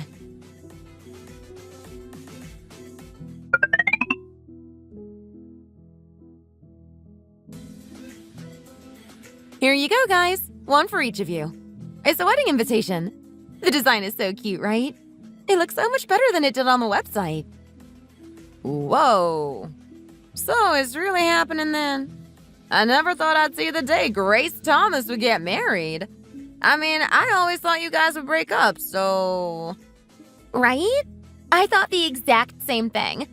Seeing how much your mom and dad were so against all of this, I'm surprised it's actually happening. Yeah, it was pretty hard to convince them to let me go through with this, but once they realized how happy I'd be, there was no way they were going to say no. I mean, that's great and all, and I am really happy for you. Truly. But is it really going to be okay for you to get married considering how many times your parents told you not to? Plus, I heard something about Simon's dad leaving behind nothing but a pile of debt for his family to deal with. Well, I mean, that's not entirely wrong, but it's all worked out now, so everything's fine. There really isn't anything to worry about at all. Yeah, I get that you're earning more than enough money now, and you're such a frugal person that there shouldn't be any problems, but... It was you that prepared the house, right? And you've already fitted it with all the furniture that you guys might need. But what has your soon-to-be husband done on his part? Oh, come on now. If it's all already sorted, then it's not his problem. He doesn't have to do anything if it's all there. As long as we live happily together and he takes care of me, then that's all I need. Really? It's always the ones that convince themselves that everything will be okay that don't really understand anything about the way the world works. Just make sure you do not get taken as a pushover, okay? You're a good person, and some people might try and take advantage of that. Still, you're our friend. So we just want you to be happy, Grace. Regardless of what anyone else says or thinks, at the end of the day, the most important thing is that you're happy. Right? But even so... yeah, you're right. Just make sure you are happy. Your husband will come to know you better than anyone, so I'm sure everything will work out just fine. I get your concerns, guys, but thank you. He really is a great person. I think he's perfect for me. I know you guys are only worrying because you're my friends, so thank you. But I promise I'll be living a happy life with this guy. It just goes to show what kind of good friends you are, right? But just wait and see. You'll soon see how happy I am.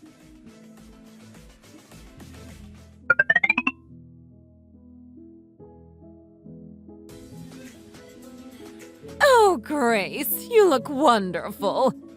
After today, we really will become like mother and daughter. I know that it must have been a great struggle for you to get the marriage to go through and get to this point.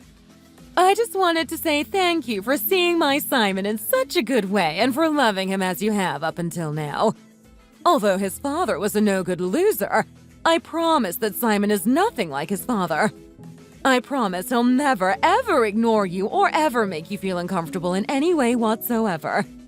If by any chance Simon does act in any way that might even remotely remember his late father, then I'm sure it's just because it still hasn't even been a year since his passing. It made quite an impact on Simon is all. Since I'll more than likely be quite busy with work, we won't be able to see each other as much as I'd like, but let's make time when we can, okay? I hope you and Simon live happily together. Thank you so much, ma'am. I'm also very happy that the day is finally here.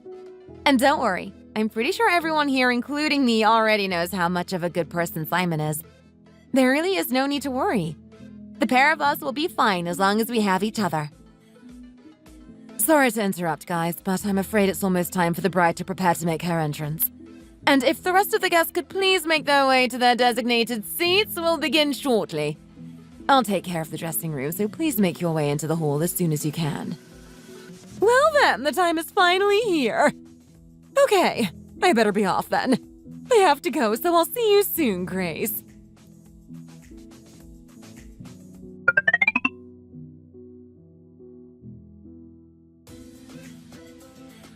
Hello? Mom? Are you home? We've arrived. Oh! Simon, is that you? You're back a little soon, aren't you? How are your travels? Did you guys have a good honeymoon? You didn't have any trouble or problems now, did you? No problems at all. We had a blast, really. We made memories that will last a lifetime. Oh, and we also bought you a gift, too. A gift? Why, there's really no need for that. I'm just glad the pair of you had a lovely time. It's not quite lunchtime yet, but I imagine both of you must be starving, right? Here, come on in and take a seat. I'll fix something up for both of you. Huh? Mom? Mom, what is this thing? It's over here, too. What is this thing all over the place? Huh? Simon, honey? What's all the fuss? Is something wrong? What are all these tags on everything? Are you planning on selling a bunch of stuff or something? Well, you see, it's really no big deal. How about we eat first, okay? You must be hungry after all. Let's take our time having a nice meal and we can talk afterwards. I mean, I'm not exactly starving, but... Mom, why are these things absolutely everywhere? Oh, fine. As I'm sure you're both already well aware, after your father passed away, we received a pretty hefty payment from his life insurance company. Well, we used all of the money to escape the seemingly endless amount of debt he accumulated through the mismanagement of that business of his.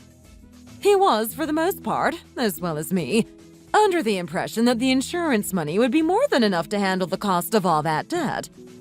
But then, of course, the pair of you got married and there wasn't really any funds left to help pay for it.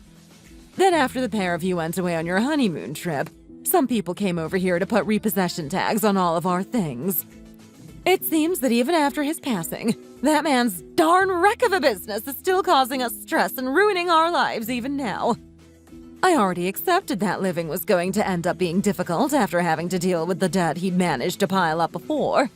But thanks to all of his gambling with businesses, it turns out he'd taken out another loan.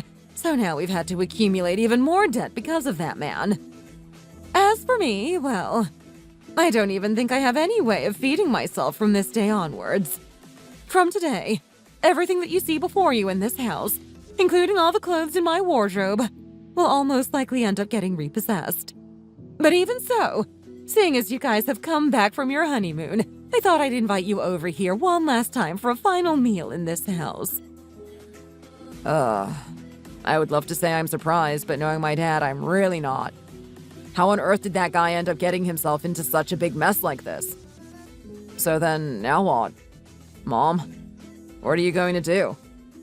No, why didn't you ever mention this? You should have told me about this, Mom. If you end up losing this place, then where on earth are you planning on going to? Then, no. Did you speak to my sister? Does Sarah know about all of this? You can't possibly have planned to live with her. She's only living in that cramped one-bedroom apartment right now, isn't she? If you end up going there, how do you expect to be able to live like that? Well, yes, it might be tough for me to go and live there, but still. There's no way I could possibly place that burden on the pair of you. You've only just gotten married, after all. Besides, I couldn't bring the newest member of our family into this. It has nothing to do with poor Grace here. She's never even seen the darn man's face that has caused all of this trouble and suffering. So there was no way I could cause her to suffer because of him, too. Oh, please, don't think like that. I know you must have been terribly worried, but even so, we're family. And families are supposed to help one another. Besides, how could I possibly just leave you to fend for yourself all alone in a situation like this? I'm afraid I'm too ashamed to even show my face to you, Grace. I'm so sorry you've had to be brought into all of this. I told you both that I'd sort this entire mess up myself, but I've done nothing but let the pair of you down. I'm so sorry, Grace. That debt-dodging husband of mine. He escaped this life and all of his debt along with it. I hadn't even seen him for a good while before he passed away. But even after his death, it's still me and my family that have to deal with the consequences of his failures. Even now, my poor daughter-in-law, who is so undeniably beautiful and kind. I can't even bear to face you because of that man. I really can't tell you how sorry I am for all of this. Please, there really is no need to apologize. Like I told you before, we're all family now, aren't we? In that case, we can sort all of this out in no time. But this time, let's do it together, okay? As a family. Yeah, Grace is right. First things first. I'll take a look into the loan that Dad took out all those years ago. But before that, let's all calm down and have something to eat, okay? Then after lunch, go and pack up your things and come over to our place. You can come and stay with us for a while, okay? In the meantime, I'll do what I can to try and save this house and get everything back in order again. Yeah, exactly. That sounds like a good idea. You can come and spend some time with us at our place, ma'am. Plus, we already have a spare room that's not being used over at our place, so it won't be any hindrance towards us at all. Please, ma'am, you don't have to say sorry for anything, okay? Are you both really sure? Oh, thank you both. Thank you ever so much.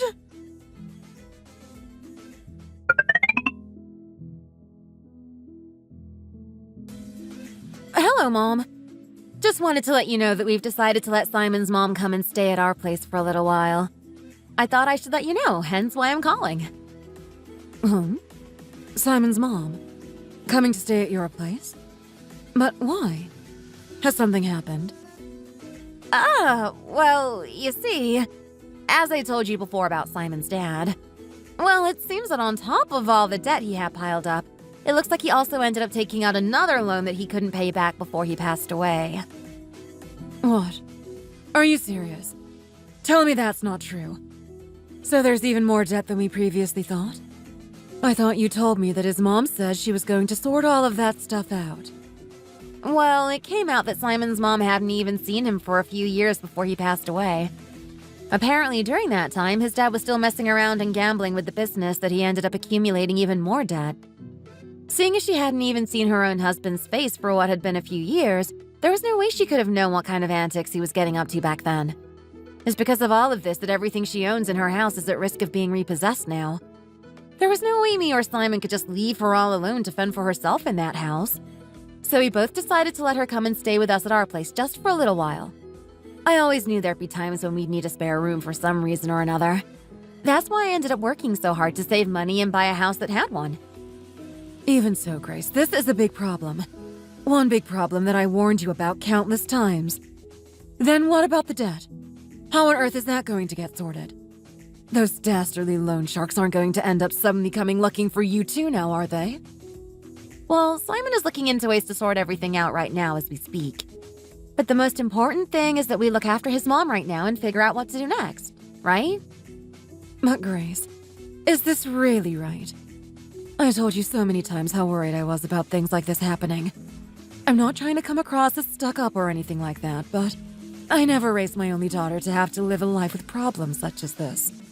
Hence why you've become as diligent and intelligent as you are, saving your money well at every chance you get. But it seems that now you've gone and bought your own place to go and live in. You've received merely a small, poor excuse of a ring through this marriage. My words might come across as harsh, but I'm afraid if I don't say what I need to say now, I'll come to regret it later on. Don't get me wrong. I know that Simon is a good man. I know he treats you well and takes good care of you like a husband should. But even so, in what kind of marriage does anybody need to deal with problems as taxing as this?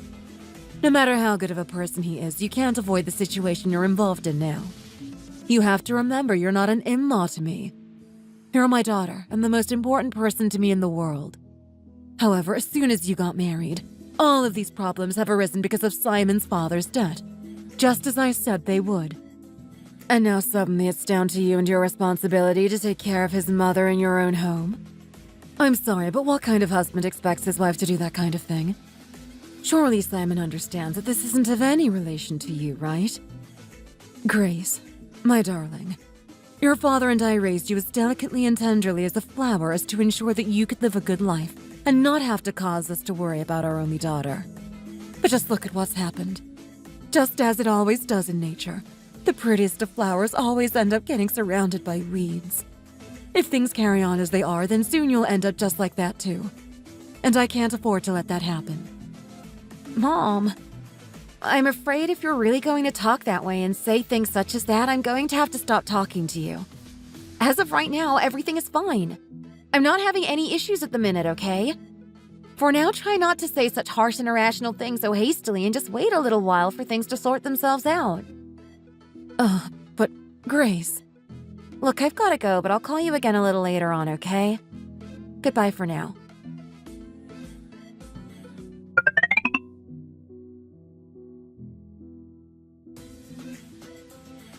We've set your blanket and things down here, so this will be where you can sleep for tonight.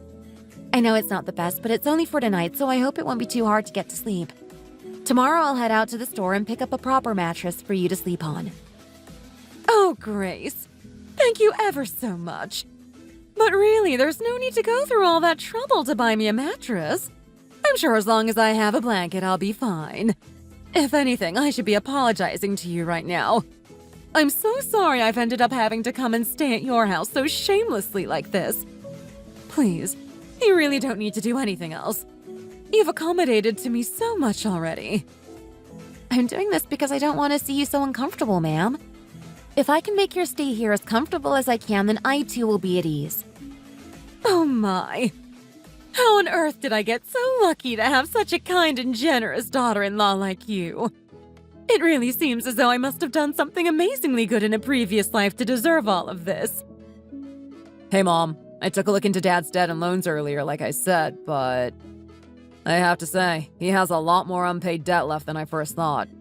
I thought perhaps seeing as neither your house or Grace's house has ever been taken out as security for securing a loan, that perhaps I could take out a loan first and pay it back, but I think even that wouldn't make a dent in the debt that's been piled up. On top of that, the house... well, it's still under Dad's name. So even if we were to just give the house up and not pay anything back, they'll still have to take everything out of the house, and I'm not 100% sure we'd be able to replace all of those things. Oh dear. Is that so? Then that must mean there really is no way of us living in that house then, is there? Oh, what to do? What to do? That darn man caused all of this. You were the head of this damn family, weren't you? You were supposed to be thinking about your family, not how to fill your darn pockets. Is this really what awaits me? Is this really my fate? Even as my husband, out of all the things he could have left behind for his family, all he gave us was his darn debt and nothing else. For my entire life, all I've done is work hard day in and day out for a man that spent all of his money like it was going out of fashion. But finally, the result of all my hard work is that I don't even have a house to live in at the end of it. Oh, I can't even think right now. Come on now, you don't need to think like that. Let's just try and calm down a little bit, okay? If you keep fretting and getting as worked up as you are now, I fear that you'll give yourself a heart attack. Oh, Grace. Do you really think that compared to everything my heart has had to go through, something as minute as a heart attack would really hurt me? That damn human never thought once about me or his family, throwing my heart out at every chance he could get. Because of that, no matter what happens, my heart can't hurt any more than it does already. Oh my lord, this really is it for me, isn't it? I know it's hard to let go of the house like that, Mom, but it's not like we really made any good memories in that house, did we? Everything in that house is old and decrepit anyway. Even just looking at it makes me think of Dad so much so that, even now, just the thought of being in that house makes me shudder. So if anything, it's not entirely a bad thing to see it go. Therefore, there's no reason for you to be upset, right? You should be glad you escaped from that place, too. If it goes, it goes. You can stay here for as long as you need. But Simon, you're missing the point. This isn't our home, is it? This home is for you and Grace, not for me. I can't possibly just stay here and do as I please in a place that isn't mine. That just isn't right. I might be your mom, but as your mom, I don't want to become a burden to either one of you. Besides, I can go back to work. It's not a problem.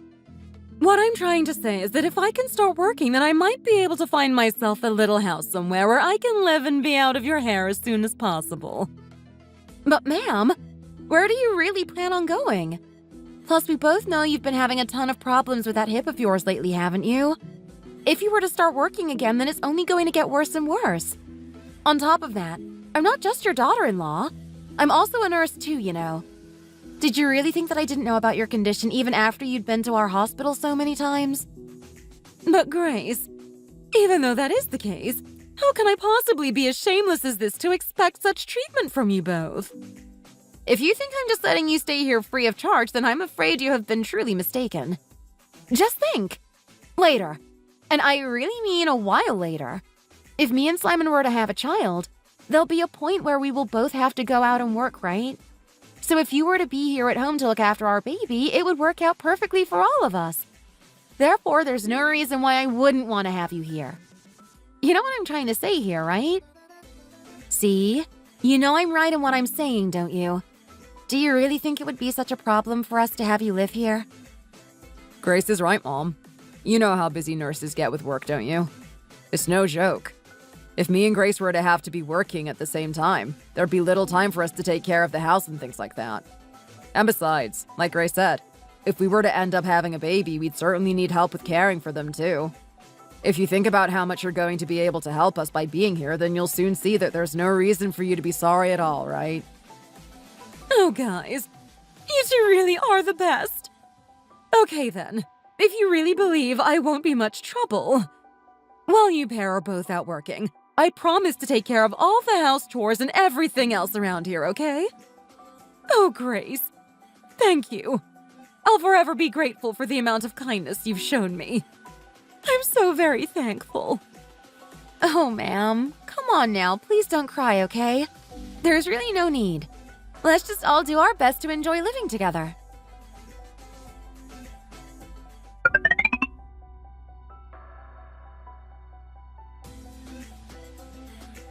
Oh, Grace! No, it's fine! I told you I'd do that for you. You must be so tired having just finished work, so please don't worry about doing all these things here and there. I'll do it. You'll work yourself to the grave this way. Oh, no. Please don't worry, ma'am. I just got really peckish for a grilled cheese sandwich all of a sudden, so I thought I'd make myself one. Don't worry, honestly. I can sort it. It's really nothing. I promise it's just this once. But Grace, you ended up making last night's dinner and this morning's breakfast a lot faster than I was able to. If you keep going on like this, then there will be nothing left for me to do. I'm not just going to sit in this house and let you feed me for nothing, you know. Oh, ma'am, come on now. You always do all of our washing and laundry. Not to mention the cleaning you do each and every day, too. Grace, did you really forget the reason why I'm here in the first place? Now, come on. Watch. Out the way. I'll make you the best grilled cheese you've ever tasted. So in the meantime, you go get yourself cleaned up and get some rest. Then how about we prepare it together? I also really want to eat some of your famous macaroni and cheese, so how about we both make it together? That'll be good, right? In that case, I'll make your grilled cheese and I'll prepare the most delicious mac and cheese for you too. Just please, go and rest. Oh, but I'm afraid I'm that hungry. I really want to eat now. If we cook both together, then we'll get it done quicker, right? Oh, Grace, what am I supposed to do? How can I ever begin to repay someone as kind as you if you don't even let me cook for you, huh? And what are you two guys having so much fun with over here, huh? You're starting to make me jealous. Ooh, is that a grilled cheese you're making? Oh, and I smell mac and cheese, too. Don't tell me. Is this our dinner for tonight? Well, somebody's nose is clearly working well. Yes, that's right. Your lovely wife said she's been craving a grilled cheese. I've tried many times to tell her I can make one for her, but she doesn't seem to be listening. Is that really so? Well, I guess my wife is just too perfect then, isn't she? Did you see that, ma'am? This is exactly how I became the wife that your son seems to love ever so dearly, you know? So come on now. If I let you do all the work, he won't see me in the same way now, will he? Oh, you two. Fine, I'll let you in this time. But make sure you leave at least something for me to do, okay? I feel like the longer I live here, the more brazen I become. I have to do something to pull my weight around here. If you really need something to do, then just focus on staying healthy for us. Besides, like Grace said earlier, you've already been on top of the cleaning and laundry ever since you moved in here. That's right. If in the daytime when we're not here you ever feel bored at all, please feel free to take some time outside to go for a walk or meet your friends, okay? If you stay stuck inside doing house chores all day, your hip is bound to end up getting hurt again. We can always do whatever chores that are left over together on the weekends, okay? Bored? Oh, Grace, before you leave for work, when you get home from work, on the weekends, you're always doing the housework. How can I be worried about anything if I have nothing that needs to be done? If anything, I feel like you're overdoing all of your work because of me, so you should be worrying about yourself. Please, leave at least a little bit of the work to me. It's the least I could do. Why don't the both of you just do a little bit at a time? I'll join in too, so I'm sure it'll get done regardless. Oh, that's right. I forgot to ask you earlier. Did you get a call from Sarah? Oh, your sister. Well, actually, a phone call did come in earlier, and we spoke for a little while. Why? Did she give you a call too? Yeah, she called me as well. She said since it's the weekend tomorrow, she'll come over and we should have a meal together or something like that. Ah, is Sarah coming over tomorrow? I'm afraid I'm not sure how much food we have in at the minute, so how about we go out to eat tomorrow instead? Oh, don't worry about that. I'll go out tomorrow morning and fetch some groceries for us all. So in that case, Grace, you better get some good rest, okay? Don't go waking up early tomorrow morning, okay? Stay in bed as long as you like. The weekends are for resting after all, aren't they? Especially for such a hardworking woman like yourself. Sarah said seeing as she still hasn't been over to visit since we got married, she wants to come over and have a look at the place. You've been staying here with us for a little while now, Mom. I still haven't told Sarah that you're here, so it'll be nice for you to be here when she arrives. We can always order food in to eat, so neither of you worry too much about making a fuss for tomorrow, okay? Oh, Simon, there's no way you really just want to order takeout, is there? How long has it been since we've all had dinner together? Huh? Me, you, your sister, and now our darling Grace. I'll head out tomorrow to get some groceries, and I'll make everyone's favorite beef casserole. I heard you're also a fan of beef casserole, too. Is that right, Grace? Then there we go. there shouldn't be a problem. Yes, that's right. But in that case, let's go to the supermarket together tomorrow morning.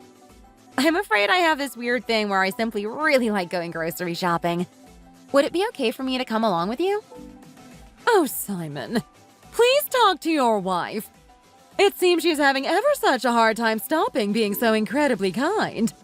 If you keep doing everything yourself like this, I'll end up getting lazy, you know. And that's not a good thing at my age. Fine then. When you wake up tomorrow morning, we'll head over to the supermarket together. Then I'll come too. I can give you both a ride to and from the mart, and if the groceries are too big or heavy, I can help bring them inside.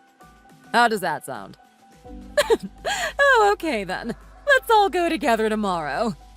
I can't help but smile when I'm around the two of you, honestly. Thank you so much, the pair of you.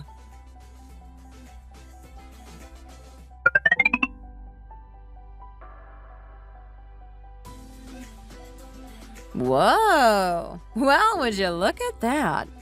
Your house looks amazing! Did Grace really manage to buy a house like this? I thought you said she saved all the money herself and bought this on her own. Are you saying it wasn't given to her by her parents? Come on, how many times have I told you? Grace had to save up for several years to be able to afford this place. I think she bought it maybe half a year or so before we got married, and it was a new build too. Well, then I guess you really have a keeper in Grace, huh? Don't go letting her get away. Not just that, but the location is great too. I never knew this neighborhood had houses of this size. It's so spacious on the inside too. And look at the rooms. They're so nice and wide with the great big windows that let all that natural light in.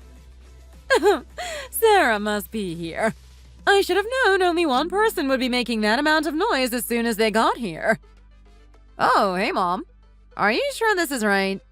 Simon isn't playing some kind of sick joke on me now, is he? If I'd met a husband who was as good as Grace, then I never would have ended up getting a divorce. I'd be living good like Simon too by now.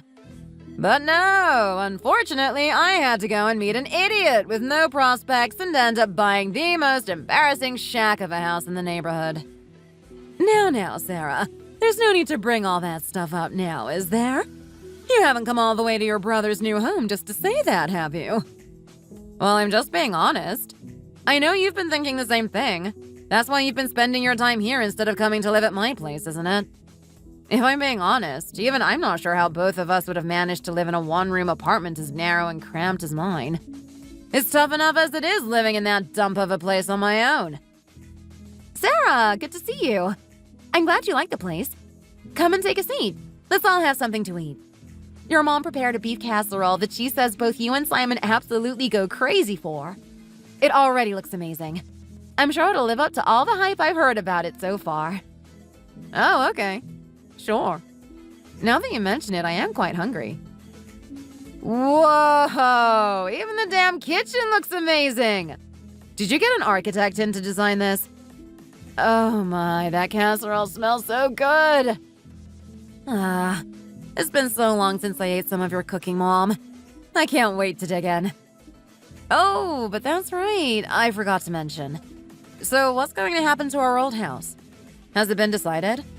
When I went there before, everything seemed to be in such a mess, so... of course. Seeing as our dad went straight to hell, it's only right we'd have to pay for his mistakes. Seriously, how can anyone live like that? Shush! No matter how true that may be, he was still your father. And besides, your sister-in-law is sat right here, so let's try not to scare her, okay? What? Did I say something wrong? It's nothing that you haven't already said before. Besides, thankfully that man died well before Grace had the chance to meet him, so what's the problem? Plus, why do you care who knows about him? He was nothing more than a waste of space who couldn't afford to pay back a penny of the mountain of debt he owed. Always out gambling his money away instead of finding himself a job and working like a real man. And let's not forget everything I had to go through. Since I was little, I was always transferring from school to school and moving houses because of him. Do you not think that's messed with my head a little? At any rate, it's not like he's ever been of any help towards me or my life. Anyway, all of that's beside the point. I thought I asked you what the deal is with the house. We're letting it go. We've also decided to give up any chance of receiving it as inheritance. Seeing as it's still in Dad's name, there's really no point. But even so, if only I had known all of this before, I'd have most definitely changed the name on the house as soon as he died. That might be so, son. But how was anyone to know that there would still be this much debt left to pay even after he passed? Anyway, that's that. At least we can solve this issue by letting the house go. So either way, I'm relieved. Besides, the issue of me finding somewhere to live has also been sorted, so we really don't need to keep thinking about it, do we? The most important thing is that we can all live more comfortably now from this day onwards. Huh? Somewhere to live? What do you mean by that? Did you buy a new house? With what money? No, both me and Grace have decided to let Mom stay here and live with us. We thought that rather than her going through all of the hassle of trying to find a new house right away, it would be better for her to live here together with us. If in the case we end up having a baby, we'd have no problem finding someone to help us take care of them while we were out at work. I think it's just a lot better for everyone to have her living here instead. So you're saying Mom is going to be living here with you guys from now on? I see. So then, in that case, living here with you really is no different than if you were to buy her a house to live in for free. Well, Simon, you really are an amazing son, aren't you? But I have to say, it's almost like you guys are all living together as a family again, but just without me. Well, Sarah, you can always move out and find yourself a place a lot closer to here, can't you? Then I'd be able to cook and bring you something to eat almost every day. That does sound great, but I want to live here with you guys too. Isn't it better for families the closer they are to each other, right? So it'd be even better if we were all living here together. What do you think, Grace? It would be okay, right? It's so exhausting and cumbersome living in such a narrow one-room apartment like mine. Sorry? You want to come and live here too, Sarah? Well, I mean, I'm afraid this house isn't big enough to have 4 people living here. It just wasn't built for that many people, you see. If we all lived together, then it wouldn't really be any different than living in a one-room apartment like you are now. Hey, come on now. You know that's not true. Besides, it'd be fun. Don't you remember that time before? You said you really wanted to eat McDonald's, so what did I do? I came and brought you it, didn't I? Even after something as kind as that, you still won't let me come and live together with you guys? Well, I imagine it must be quite hard living alone in a one-room apartment no bigger than a walk-in wardrobe. It is just like Grace always says. We are a family after all. And being a family means helping one another. If we were all to live here together, and in the case that Simon and Grace were to end up having a baby, then Sarah can just move back out and I'll still be able to stay here and look after the child, right? Well, I mean, let's say she does move in here. Is she really going to do all of the house chores like we need? Is she going to make sure she helps out around the house? Of course I will. What do you take me for? I'm not entirely useless, you know. Plus, if I were to stay here, I wouldn't have to spend anywhere near as much money as I do now. I'd actually be able to save some money for once. I don't have any thoughts about ruining your lives either, so you don't have to worry about that happening. Come on, guys. You've got to remember, I've been living alone ever since I got divorced. And I've been ever so lonely in that damn apartment all on my own. All I want is to live beside my family for a little is all. I guess so. It must be quite hard for anyone living alone, especially after a divorce. In that case, come and stay here with us. I understand the situation and all, but let's not forget my house only has 2 bedrooms and no more. Oh, well, that's no problem. She can always come and sleep in the same room as me. She is my daughter after all, so there should be no problem. Plus, it's been a while since I've lived together under the same roof as my family. I'm sure living together would be great for all of us, don't you think? Well, then in that case, I'll clear out the main bedroom a little more and then both of you can stay in there together. Besides, seeing as we've only just got married, we'd rather sleep a lot closer together. It only makes sense that you guys should use the wider room. And even if we were to have a child, you can always have them sleep with you in the main bedroom too, right, Mom? Simon! You can't just decide on this kind of thing so suddenly like that. What? Are you saying we can't have them stay here? Come on now, Grace. You're still only one person. Think about how much more help you'll get with running the house. Just think. All you'd have to do is go to and from work and not have to worry about anything else. Surely that's enough to put your mind at ease, right? You're always so tired when you come back from work as it is. This'll take a whole weight off of your shoulders. Simon has a very good point, Grace. I'm sure it'll be a lot more comfortable for you too if Sarah was to come and live here with us. Besides, Sarah will also be having to go out to work every day too. So I can't imagine the house will be feeling too overly crowded. On top of that, she pretty much has plans almost every weekend anyway. So she'll end up being out of the house then too. As a family, it's only right for us to help one another out like this, isn't it? You said it yourself too. I know that this might be your house, but seeing as we're all family now, there isn't anything that we can't share together, is there? And seeing as Simon thinks everything will be okay, then I don't see it having any effect on your guys' relationship. I think I should have a talk with Simon about all of this first, and then I'll get back to you on that. Oh, come on now. What is there that you guys must possibly need to talk about now, huh? Well, even so, this house was made for a couple to live in. That couple being me and Simon. I just want to have a little conversation with him as a couple is all. Oh, I see. It seems you're also quite a complicated person too, then. Fine then. Have a little chat with Simon about it.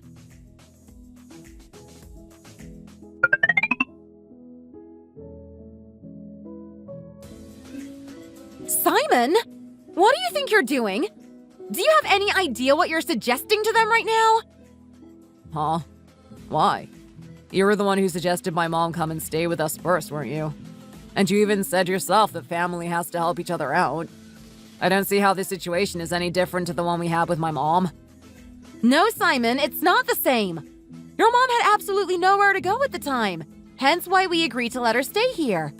But as for your sister, she already has a place of her own to stay, doesn't she? That might be the case, but even you've seen how tiny that apartment of hers is. It's not fair for anyone to have to live in a place like that. Are we really going to just reject my sister like that as soon as she opens her mouth to ask us for help? I opened my heart more than wide enough for your mom to come and stay here, Simon. But even you know that if your sister moves in, she's only going to want to bicker with me. We were lucky enough after getting married that we didn't have to move into one of our family homes, but now it seems like we may as well have done so. Don't compare our situation to something like that. You're talking as though my mom coerced you into doing something like this. That was never the case, Grace.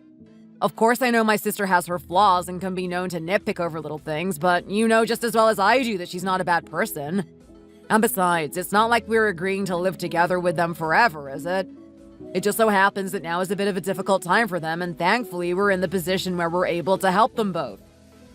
I understand what you're saying, but your sister only came over to take a look at our place. As soon as she heard that your mom was staying here with us, it wasn't long before she started asking if she could stay here too. If she hadn't found out your mom was staying here, she wouldn't have mentioned anything. Do you really think she's having that much of a hard time at her own place? Because I don't. She's only saying this because she's seen how happy and comfortable your mom is living here with us. If by any chance that is the case, just listen to yourself. We can't be talking and thinking that way about our family. And regardless, is preparing just one room for the two of them really that difficult? Is it really too much to ask? Let's turn it around. If it were your mom and dad who were in a tough situation and needed a place to go so they came here, I wouldn't even hesitate for a second and have them stay here with us without a shadow of a doubt. Even so, Simon, my parents don't have that problem right now, so that's irrelevant. And what did you say earlier? You're going to give them the main bedroom? Our bedroom? Why are you just going about this as you please? Is your name written down as the owner of this house? In the very end, you can't assert any claim of ownership of this house, Simon. You should have consulted me first. If you look at everything, not only is the house mine, but also all of the electronics and appliances. So honestly, I think my opinion should be number one when it comes to anything to do with this house. I know I told your mom that she could stay here with us, and I don't regret doing that at all. But where on earth are the people who said that they wanted to live together with your sister here? Because I'm not one of them. What? So you're saying I have no right to anything in this house? Have I not contributed anything? Fine. So I'm just supposed to sit here and accept the fact that I'm just somebody who owns nothing and has no part to play in this house? Is that what you're saying?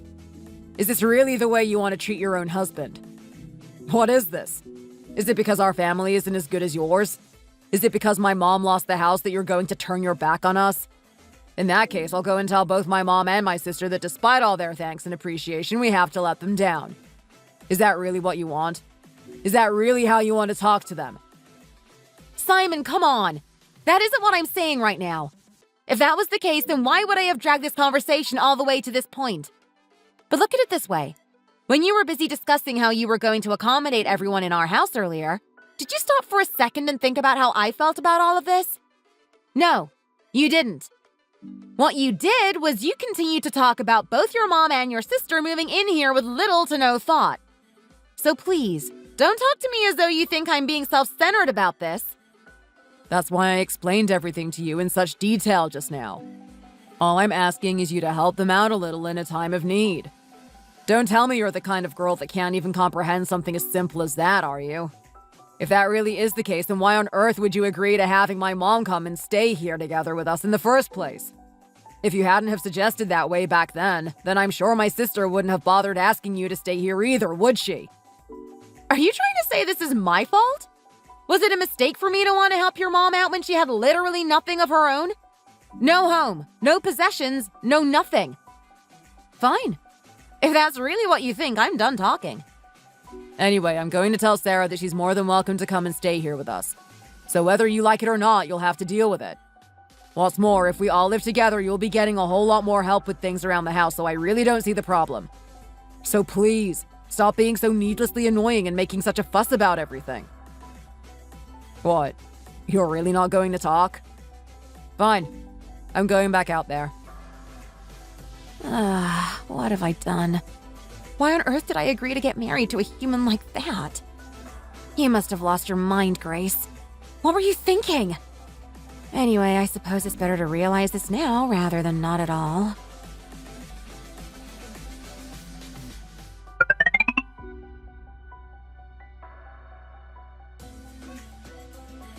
Why?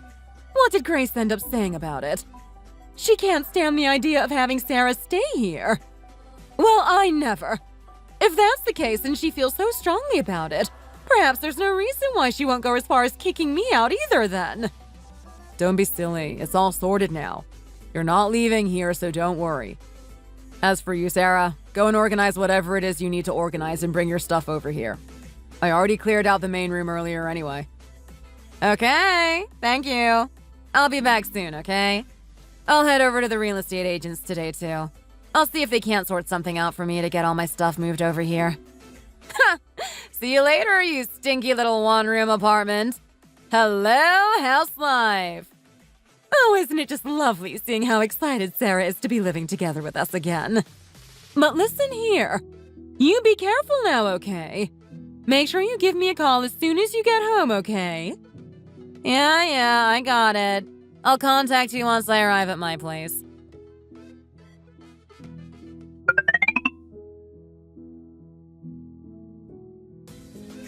Hello there. Welcome to Sunny Homes Real Estate. How can I help you today?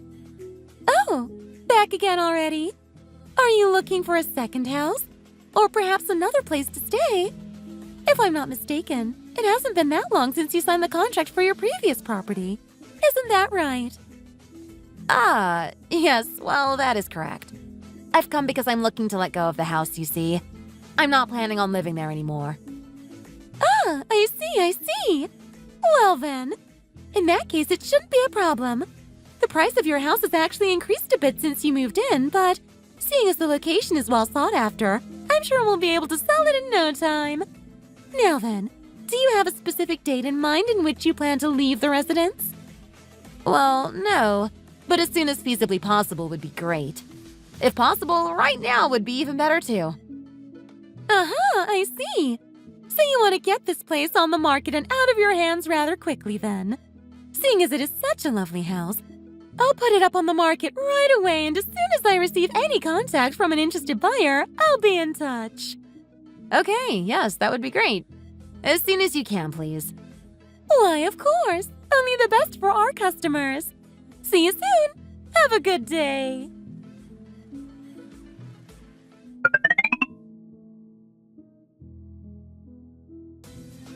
Hey, Mom! I'll be out of that stinky little apartment by tomorrow, so be ready to help me bring in all my stuff, okay? Oh, wow. You're leaving already? You certainly got that done a lot faster than I first expected. Oh, how splendid. I was just about to start making some cookies, too. So if you get here as quick as you can, we can make a batch or two together. Cookies? Like the ones you used to make when we were kids? Oh, so delicious. Okay, I'll be over right away. But first I'll organize whatever stuff I have left over here, and once I'm finished, I'll head straight over there.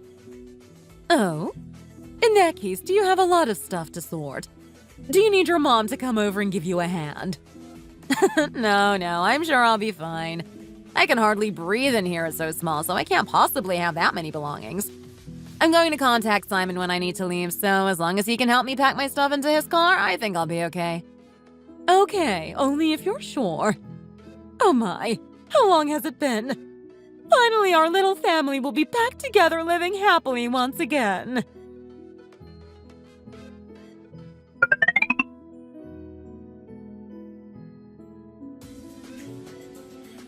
Oh, you're both here. How wonderful.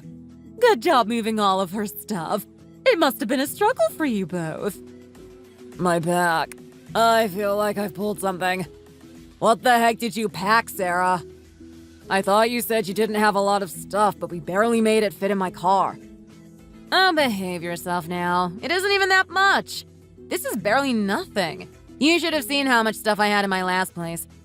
But anyway, where's Grace? Is she not here? Has she gone to work or something? Yeah, she's at work right now. One of us has to. I took today off as annual leave to help you with your stuff, so... But saying that, I'm not sure if she'll even end up coming home today or not. She's been pretty angry with me recently and ended up going to stay at her parents' place. Huh? Why on earth is she angry with you for? Did you guys have an argument or something? I thought those kinds of things were a normal part of married life, no? Yeah, well, you're right. These things happen from time to time, I guess. Anyway, I'm sure she'll be back home by tomorrow. Come on, Simon. Surely she's not that angry at you. It's just not in her character, right? Besides, she's been spending so many days here laughing and joking and having a good time with the pair of us. I was under the impression we were all just a happy family. Yeah, that might be so, but I can assure you her personality is no joke. She was already pretty annoyed at the fact that I've let the pair of you stay here at our place without consulting her first. She kept asking me why I was acting as I pleased when this house is hers and not mine. What? No way. She really spoke to you like that? I really had no idea she was like that, actually. But I guess her personality is a lot more fiery and greedy than I first thought. It certainly seems that way, doesn't it? I also had no idea. She mustn't forget that it was her who said that families should be helping each other while living together, not me. She soon changed her tune, so it seems. In any case, if she does end up turning up here, we'll have to crack down on her about the things she said. If she comes back. Not only has she gone to stay at her parents' house, but she's took almost all of her clothes and possessions with her, too. I want to sort everything out with her, but I don't know if I can even be bothered going all the way over there. Anyway, Sarah, have you put all of your things in the main bedroom like I asked? If I'm honest with you, she seems like poison anyway. Huh? Oh, yeah, it's all in there.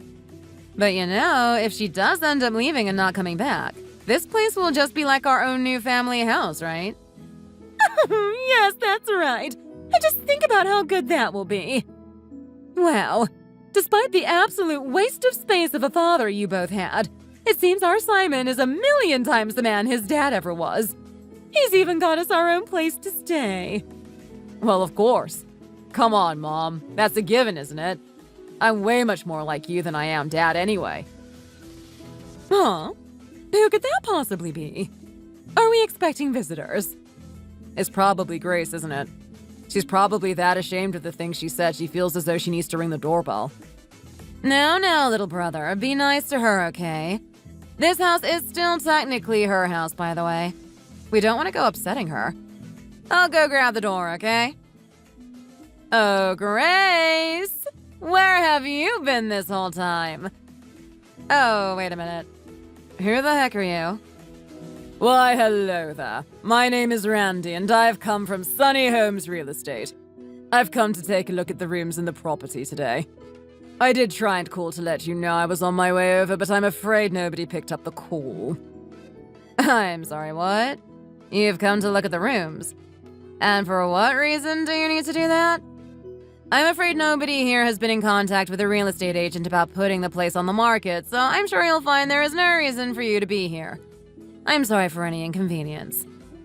Oh, have I got the wrong address then? If you don't mind me asking, this is the residence of a Mrs. Grace Parker, is that correct? She came in a few days ago asking our firm to take a look around the property, so I'm afraid this has to be the right place. Well, yes, this is Mrs. Parker's house, that's correct. But may I ask why she's asked you to come and take a look at the house? Ah, that's simple.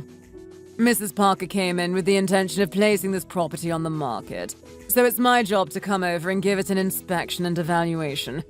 She seemed very urgent about everything and requested that I get the property on the market and sold as soon as possible. So I plan to have a look around and give it an evaluation shortly after. What? She's asked you to put the house on the market? Yes, that's correct. Anyway, I did try to contact the residents in advance to let them know I was on my way. However, I have already received prior permission from Mrs. Parker herself. I'm afraid it won't take very long at all, so would you mind if I come in and take a quick look around the property? Well... No, I'm afraid you can't come in. Perhaps another day, but you can't come in today, I'm afraid. Besides, we have no intention to put our house on the market, so please take that information with you and go back to where you came from. Oh. Well, you see, I received permission from the owner of the household, so... No! Now get out of here, would you? I told you to go! And don't think about coming back here either. What's going on out there? It doesn't sound like Grace's voice. In fact, now that I think about it, it doesn't sound like a girl's voice at all. Who could it be that's making that kind of noise? Well, it beats me. Although I did hear somebody mention Grace's name earlier, so perhaps it's a friend. Or somebody else who knows Grace. Hey, Simon! You need to go and get Grace and bring her back here now. That wife of yours is trying to put the house on the market. Huh? What did you say? Put the house on the market? She wants to sell the house? Did you not hear me or something? She's putting the house on the market. Why has she done this all of a sudden? Oh my word, what on earth has that wife of yours done? Why would she be trying to get rid of the house? You listen here, Simon. You need to go and find Grace this instant. Go and find her wherever she is and apologize and beg like your life depends on it. How big was this apartment that you had with her, huh? Look, if we don't want to be kicked out of this house, then we need to get a hold of Grace and you need to beg her to change her mind. Oh, my head. What the heck is going on? Fine, I'll go and get her. You pair wait here for us to come back.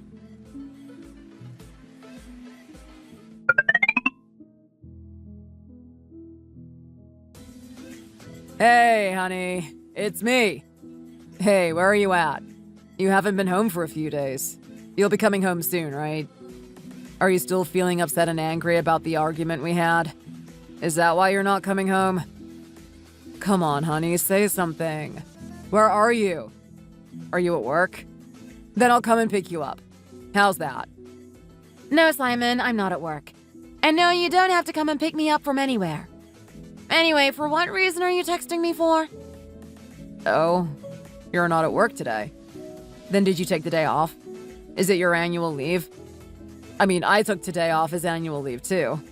If you had said something to me before, we could have gone on a date or something today. Anyway, some guy came to the house earlier. I'm sure it was all probably just some big mistake, but he said he came over because the house was being put on the market or some nonsense like that. You have no idea how surprised we all were earlier. Mistake? No, there's no mistake. The house is being put on the market. That's why he came over today. I plan on selling the house. Besides, it's not like I'm going to be living there from now on anyway. Huh? Grace? What are you talking about? Are we moving house or something? Ah, seeing as our family got a little bigger, you're looking for a wider and more spacious place to live, right? So you want to move to a place more like your parents' house then? In that case, why didn't you say anything before? You should have told me in advance, silly. What on earth are you talking about? Why the heck would I want to be living in the same house as you and your family? I'm going to sell my house, and after that, I'm going to divorce you, Simon. So yes, I'll be sorting the divorce proceedings shortly. I mean, I was just going to send you a letter with the divorce invoice and details, but seeing as you've called, it's easier just to tell you over the phone. I just don't want to live with you anymore, Simon. I must have been absolutely out of my mind to have agreed to get married to you back then. All I've done is suffer ever since. All you've done is suffer. Ever since we got married? What are you talking about? You're just playing around with me, aren't you? Of course, it's all just a prank, right? There's no way my Grace would ever say something like that and mean it. Listen to me properly, Simon. You got married to me. What did you ever provide for us? It was me that gave everything for us in that house. I saved up so much money for that house. I bought all of the furniture. I kept it clean and tidy. Hell, even that damn car is mine. All of those things I bought through the work of my own sweat, blood, and tears. But not once, not even a single time did you ever thank me for anything that I did you? And then on top of all of that, you just gave permission to have your family stroll in and live in that house without consulting me as if it were your own. It really looks like you guys are as shameless and brazen as one another. You know that? Oh, Grace, come on now. Come on, honey. It's really not like that. You're not really serious about divorcing me now, are you? Come on, Grace, tell me it's a joke. It has to be a joke. We still love each other. We can't get a divorce. Love? Love? Please don't make me laugh. Do you even know what it means to love? Get a damn hold of yourself, would you, Simon? All you've ever done is look at your wife as if she's nothing more than a damn pushover, and in turn now your entire family sees me in the same way, expecting to get whatever they want. Does that really sound like the sort of person a woman should get married to? You and that darn family of yours just waltzed straight into my house doing as you so well please. And so I'm going to do exactly as I please too and get rid of that house, sell it, and then get divorced from you. There you have it. Now you know. I'm leaving now. Wait a minute. Don't go. Grace! Grace!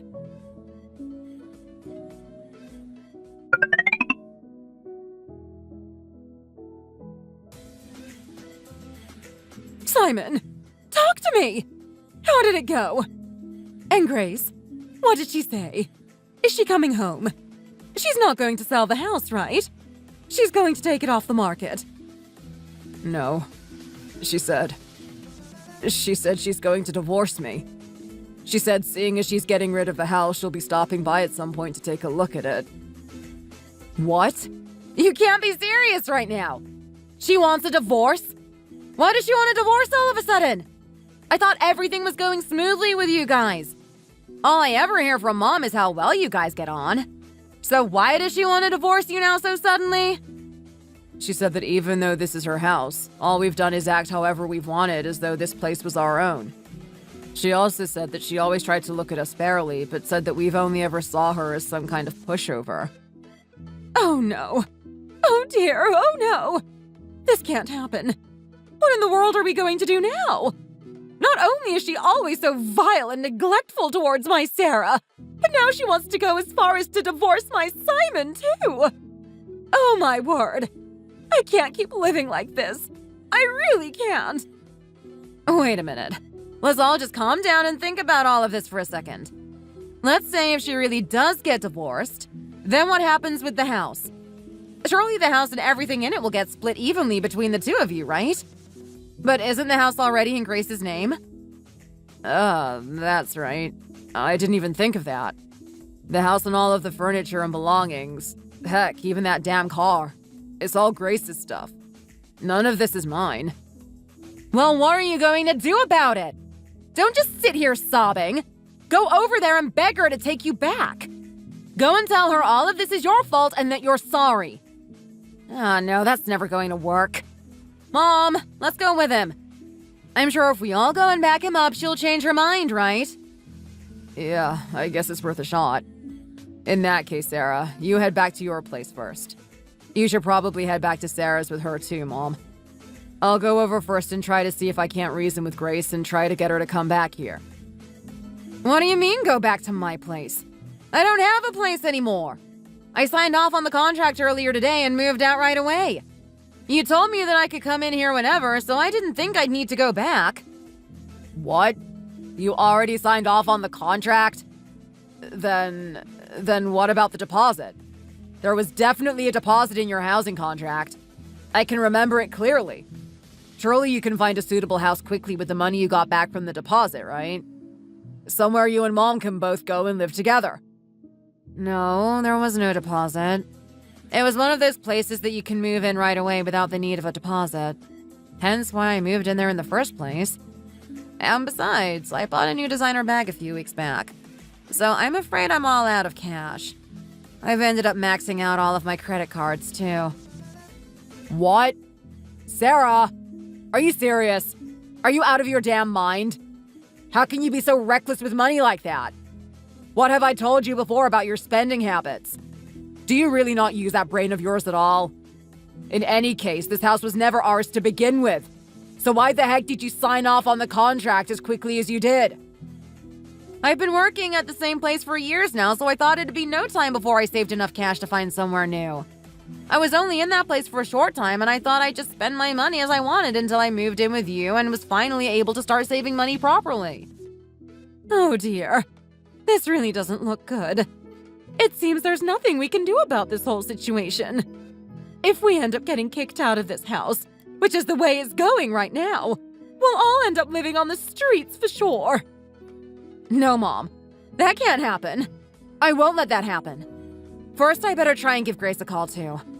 I'm sure there will be some way I can reason with her. In the meantime, Mom, get your stuff ready. We need to be prepared to leave if it comes down to it.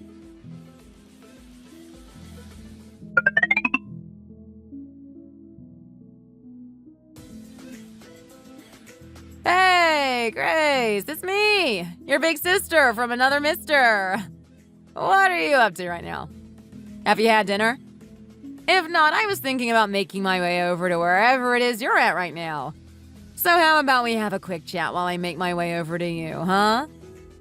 Hello, Sarah. I'm afraid I don't have anything more I need to say to any of you. Oh, come on now. There's no need to be saying things like that now, is there? We are all family, after all. I understand that this place is your house and all, but surely seeing as we're family, I'm sure there's some way we can discuss it with one another, right? Sarah, I've already done enough discussing about all of this with Simon, you see. But unfortunately, that brother of yours hasn't ever wanted to talk to me about anything or listen to my opinion ever since he invited you and your mother into my home. So surely you can see that I too now have no reason to discuss anything with any of you. Right? Grace, come on now. You shouldn't really think of us as just Simon's family now, should you? I've made up my mind, Sarah. It's done. I am going to divorce Simon and I'm going to sell the house. There's no changing my mind. The house is being put up on the market whether you like it or not, so pack up all of your belongings and get out of my house as soon as possible. Oh, give me that damn phone already, would you? Grace? Oh, Grace, honey, are you there? It's me, your mother-in-law. Now, what's all this nonsense I hear about you wanting to get a divorce with Simon all of a sudden, huh? You're not being serious about all that, are you? Ma'am, I am afraid I have already decided to get a divorce with your son. The house that was supposed to be for me and him as a newlywed's home has since become his family home, and that isn't a home I want to live in. I wanted to live comfortably and peacefully in a house that was my own. Hence why I worked so hard and saved so much money like I did. But unfortunately, without any consideration of me or my opinions whatsoever, you and your family have waltzed in there and treated as if it was your own place, and I'm afraid I can't watch that happen any longer. In any case, I'm going to send the document detailing the course of the divorce's proceedings to Simon's workplace, so please tell him to make sure he checks them. Now, Grace, come on now! Please, Grace!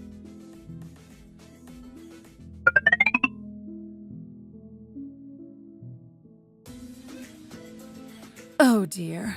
It seems as though she's still not given up. Is she really not exhausted yet?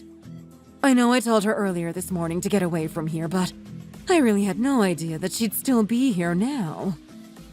Oh, Simon's mom has come back again? Why does she have to be like this? Yes, it seems that way. But this time she's brought that daughter along with her as well. If she's been turned away so many times before, I'm not exactly sure what she expects to accomplish by dragging her daughter all the way here, too. Fine. I'll go out and have a word with them. You stay here and rest. You've been through enough as it is. No, Mom. It's okay. Besides, you tried to speak to her earlier and she still came back here anyway. I'll go out and try to speak to them again. I'll be back soon, don't worry. I feel like I'll be able to sort it out for good this time. Are you sure? Okay, then fine. But I'll be back here keeping a watchful eye on things. If by any chance or at any point you feel threatened or harassed, you head back in here straight away, okay? You got that? I will, don't worry too much, Mom. Ma'am? Sarah? Please tell me, why have you come back here once again? Oh, Grace, you're here. But please, try not to look down on me with that kind of harsh expression too much. I know your heart must be hurting right now, isn't it? Oh, my dear. I'm so very sorry. I ended up bringing Sarah along with me this time. She can't stand the thought of you hurting as much as you are. Simon said the same thing, too. We all hate even the slightest thought of you being as upset as this. They weren't ignoring you at all. They just couldn't bear to show their faces in front of you is all. You understand that, right? Actually, no. I'm afraid I don't. I'm afraid what I do understand is exactly what kind of person that son of yours finally turned out to be. So unfortunately, regardless of whatever you have come here to say to me right now, it won't change my mind in the slightest. Oh, Grace, come on now. Are you just saying that because I ended up moving into your house too, right? I'm sorry. If it makes things better, then I'll leave right now, okay? I'll grab all my things and be on my way. I'll find a new place to stay and be out of your way in an instant. So maybe even just for a little while. Could you please just think about all of this again? Please? If we can't be there, then I'm afraid there's nowhere we can go. We don't have anywhere else to go but that house. But even so, if you get rid of the house as quickly as you are doing right now, what are any of us supposed to do? Well, you see, Sarah, that isn't actually anything I need to worry or think about. You're right. But if that really is the case and you really don't have anywhere else left to go, then perhaps next time you should think a lot more carefully about how you go about things. Especially just letting yourself into somebody else's home. As harsh as it might be to say, I'm afraid having not had the pleasure to meet him at least once, the issue of your dad's debt was also no concern of mine either. Even so, at that point in time, I tried to understand as I saw all of you as my new family.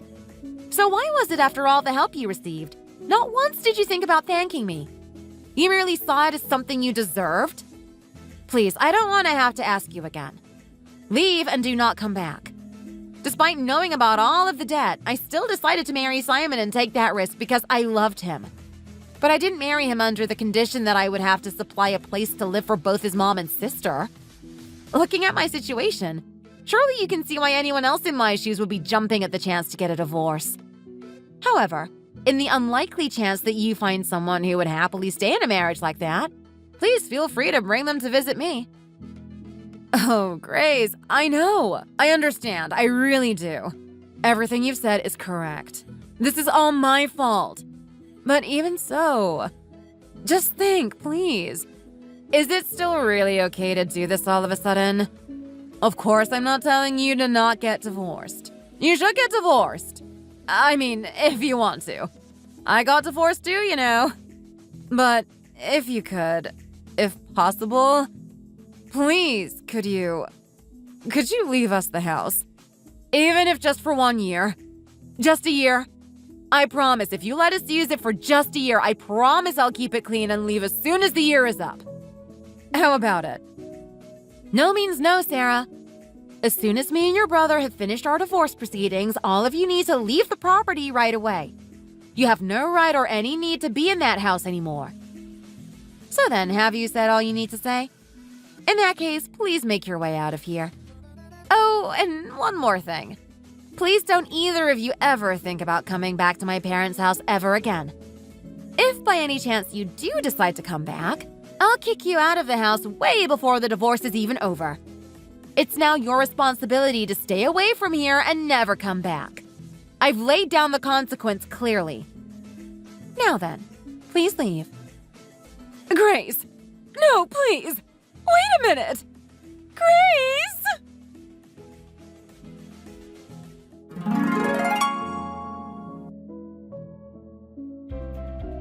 For me, it was the first time I'd ever found a house. Left the house and sold it so quickly like that before. However, thanks to the desirable location of the house, once it was put on the market and sold, it fetched back a heftier profit than I originally first thought. After finally divorcing Simon, I ended up finding a decent apartment of my own fairly close to my parents' house and finally decided to live there on my own. I guess my warning of kicking them out of the house instantly if they ever came back to my parents' house again must have been pretty scary, because after that day, I haven't seen or heard anything from Simon's mom or his sister. I did, however, once receive a rather funny text from his sister cursing me out about the house before, but I just took a screen capture of the message and sent it back to my ex-husband so he could, with his own eyes, see what kind of person his sister is. Despite never getting to meet Simon's father before he passed away, I truly thought that his family would be a lot different than what I had heard. But again, I was only left disappointed when I finally found out that they were all just as greedy and self-centered as each other. It was because of that there was no possible way on this earth that I wanted to live as a family with those kinds of people. Oh, and aside from that, I ended up quitting work in order to set up my own little cafe just outside my apartment. Of course, becoming and working as a nurse was for sure my biggest dream. But after seeing how people and their families can come in all kinds of forms, I felt like I had to change my career path to suit what I wanted a little better. I got a pretty decent payout from the hospital as part of my contract, and alongside the money from the house, I was able to set up a cafe that I could only envision in my dreams. A lot of the neighborhood residents flocked in during the opening week and helped spread the rumor of the delicious coffee at my cafe, thus resulting in me being busy pretty much every day. Plus, there's this one guy out of all the regulars who visits my cafe who I've become quite close to. And, well, if I'm honest, I feel like we might become more than friends soon. Since I go to stay with my parents sometimes, we only really get to meet with one another on the weekends. But my parents also really like him and his personality, so things are looking promising. More than anything, despite seeming as though my apartment is just left empty all the time, it's still nice to have my own place to go back to if I need my own space. However, even after meeting somebody that seems so good and suitable for me, I can't help but think about the past. There's a lot of things that you have to consider when meeting somebody, but especially when you think about getting married. There is an unfortunate chance of being disappointed somewhere down the line. Despite everything, at least for now, I seem to have gotten my life back together and I'm both happy and healthy. Thanks for watching. If you enjoyed this video, please hit the like button and subscribe to see more content.